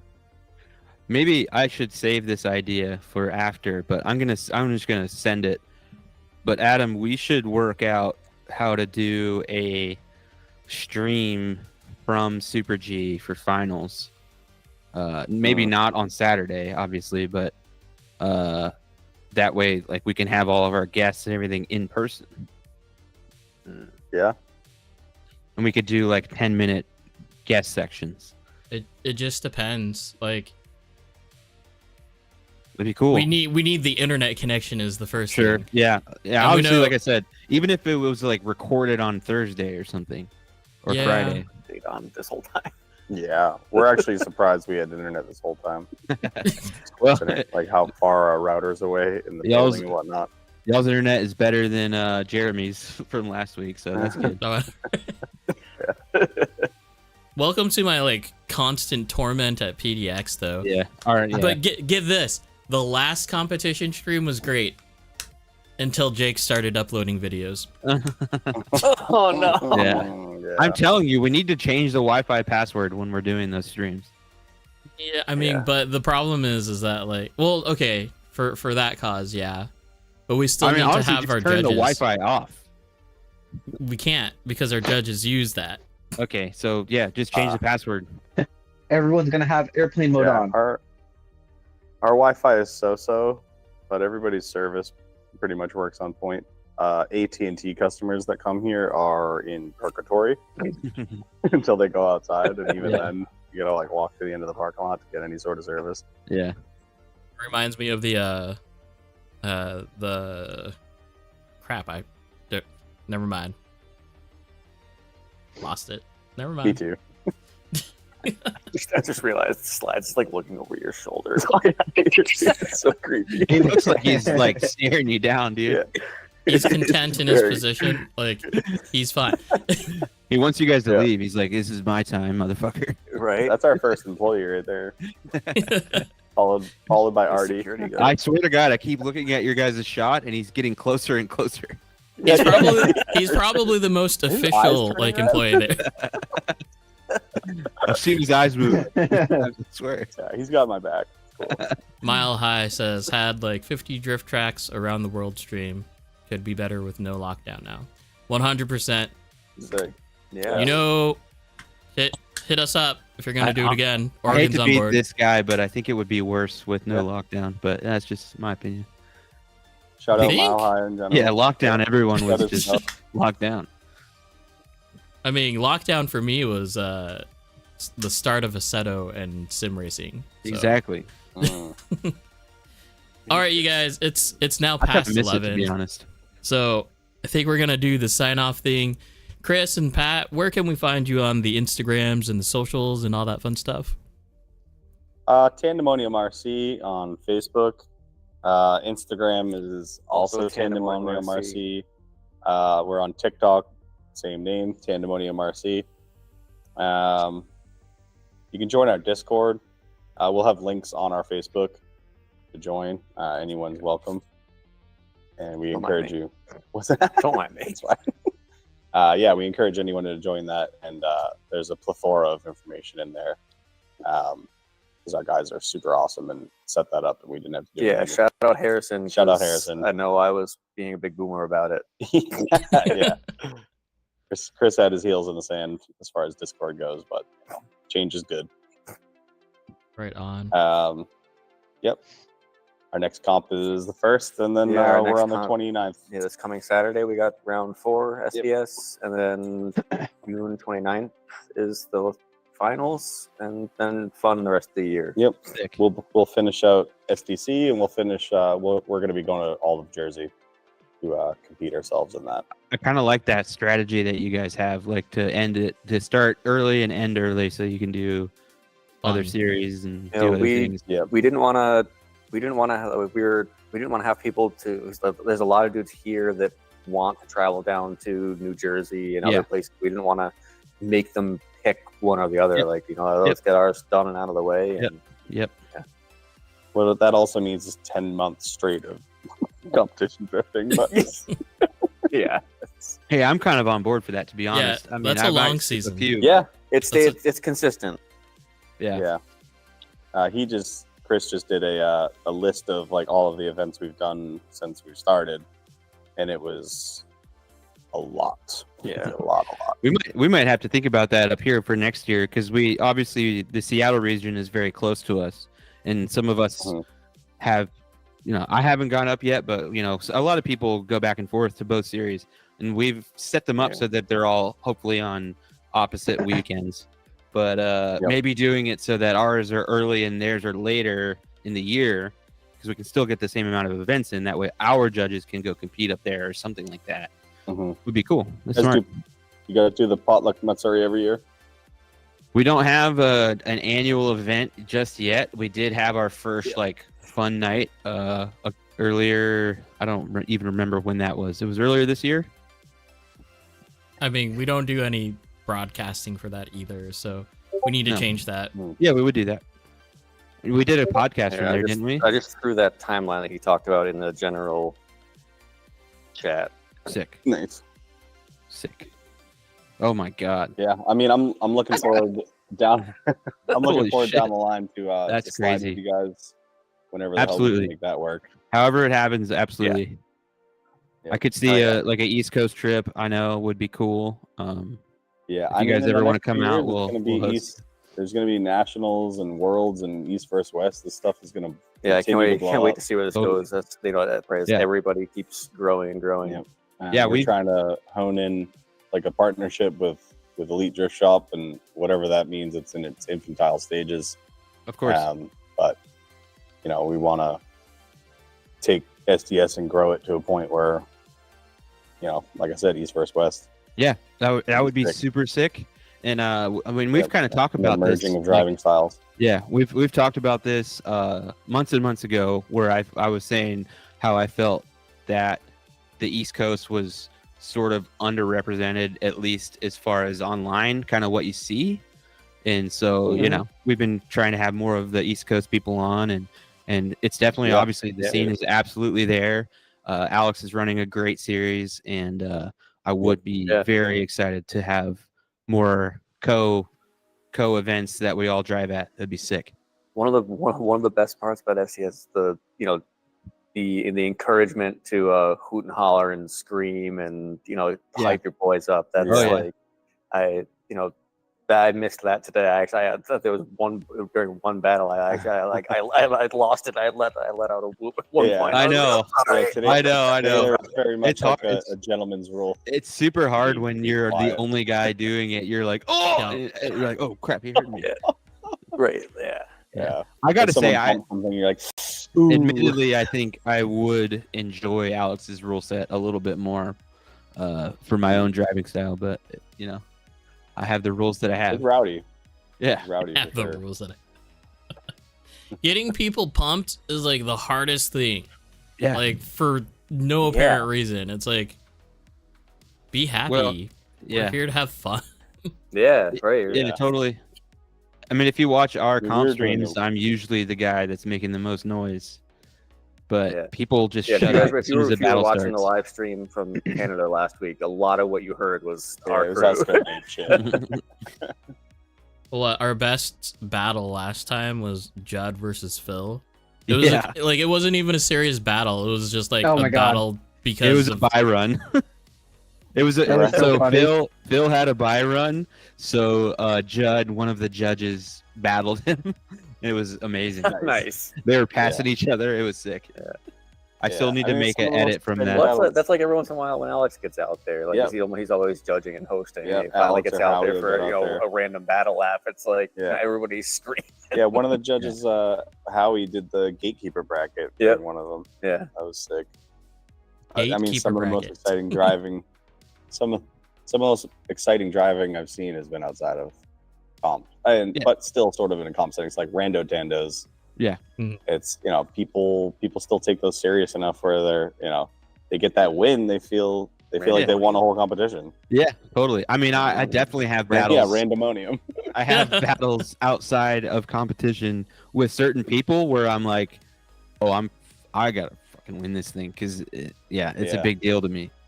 It's more so just especially if he goes against one of those guys that he's always looked up to is their driving style, and it's like you're like, I finally got you. yeah.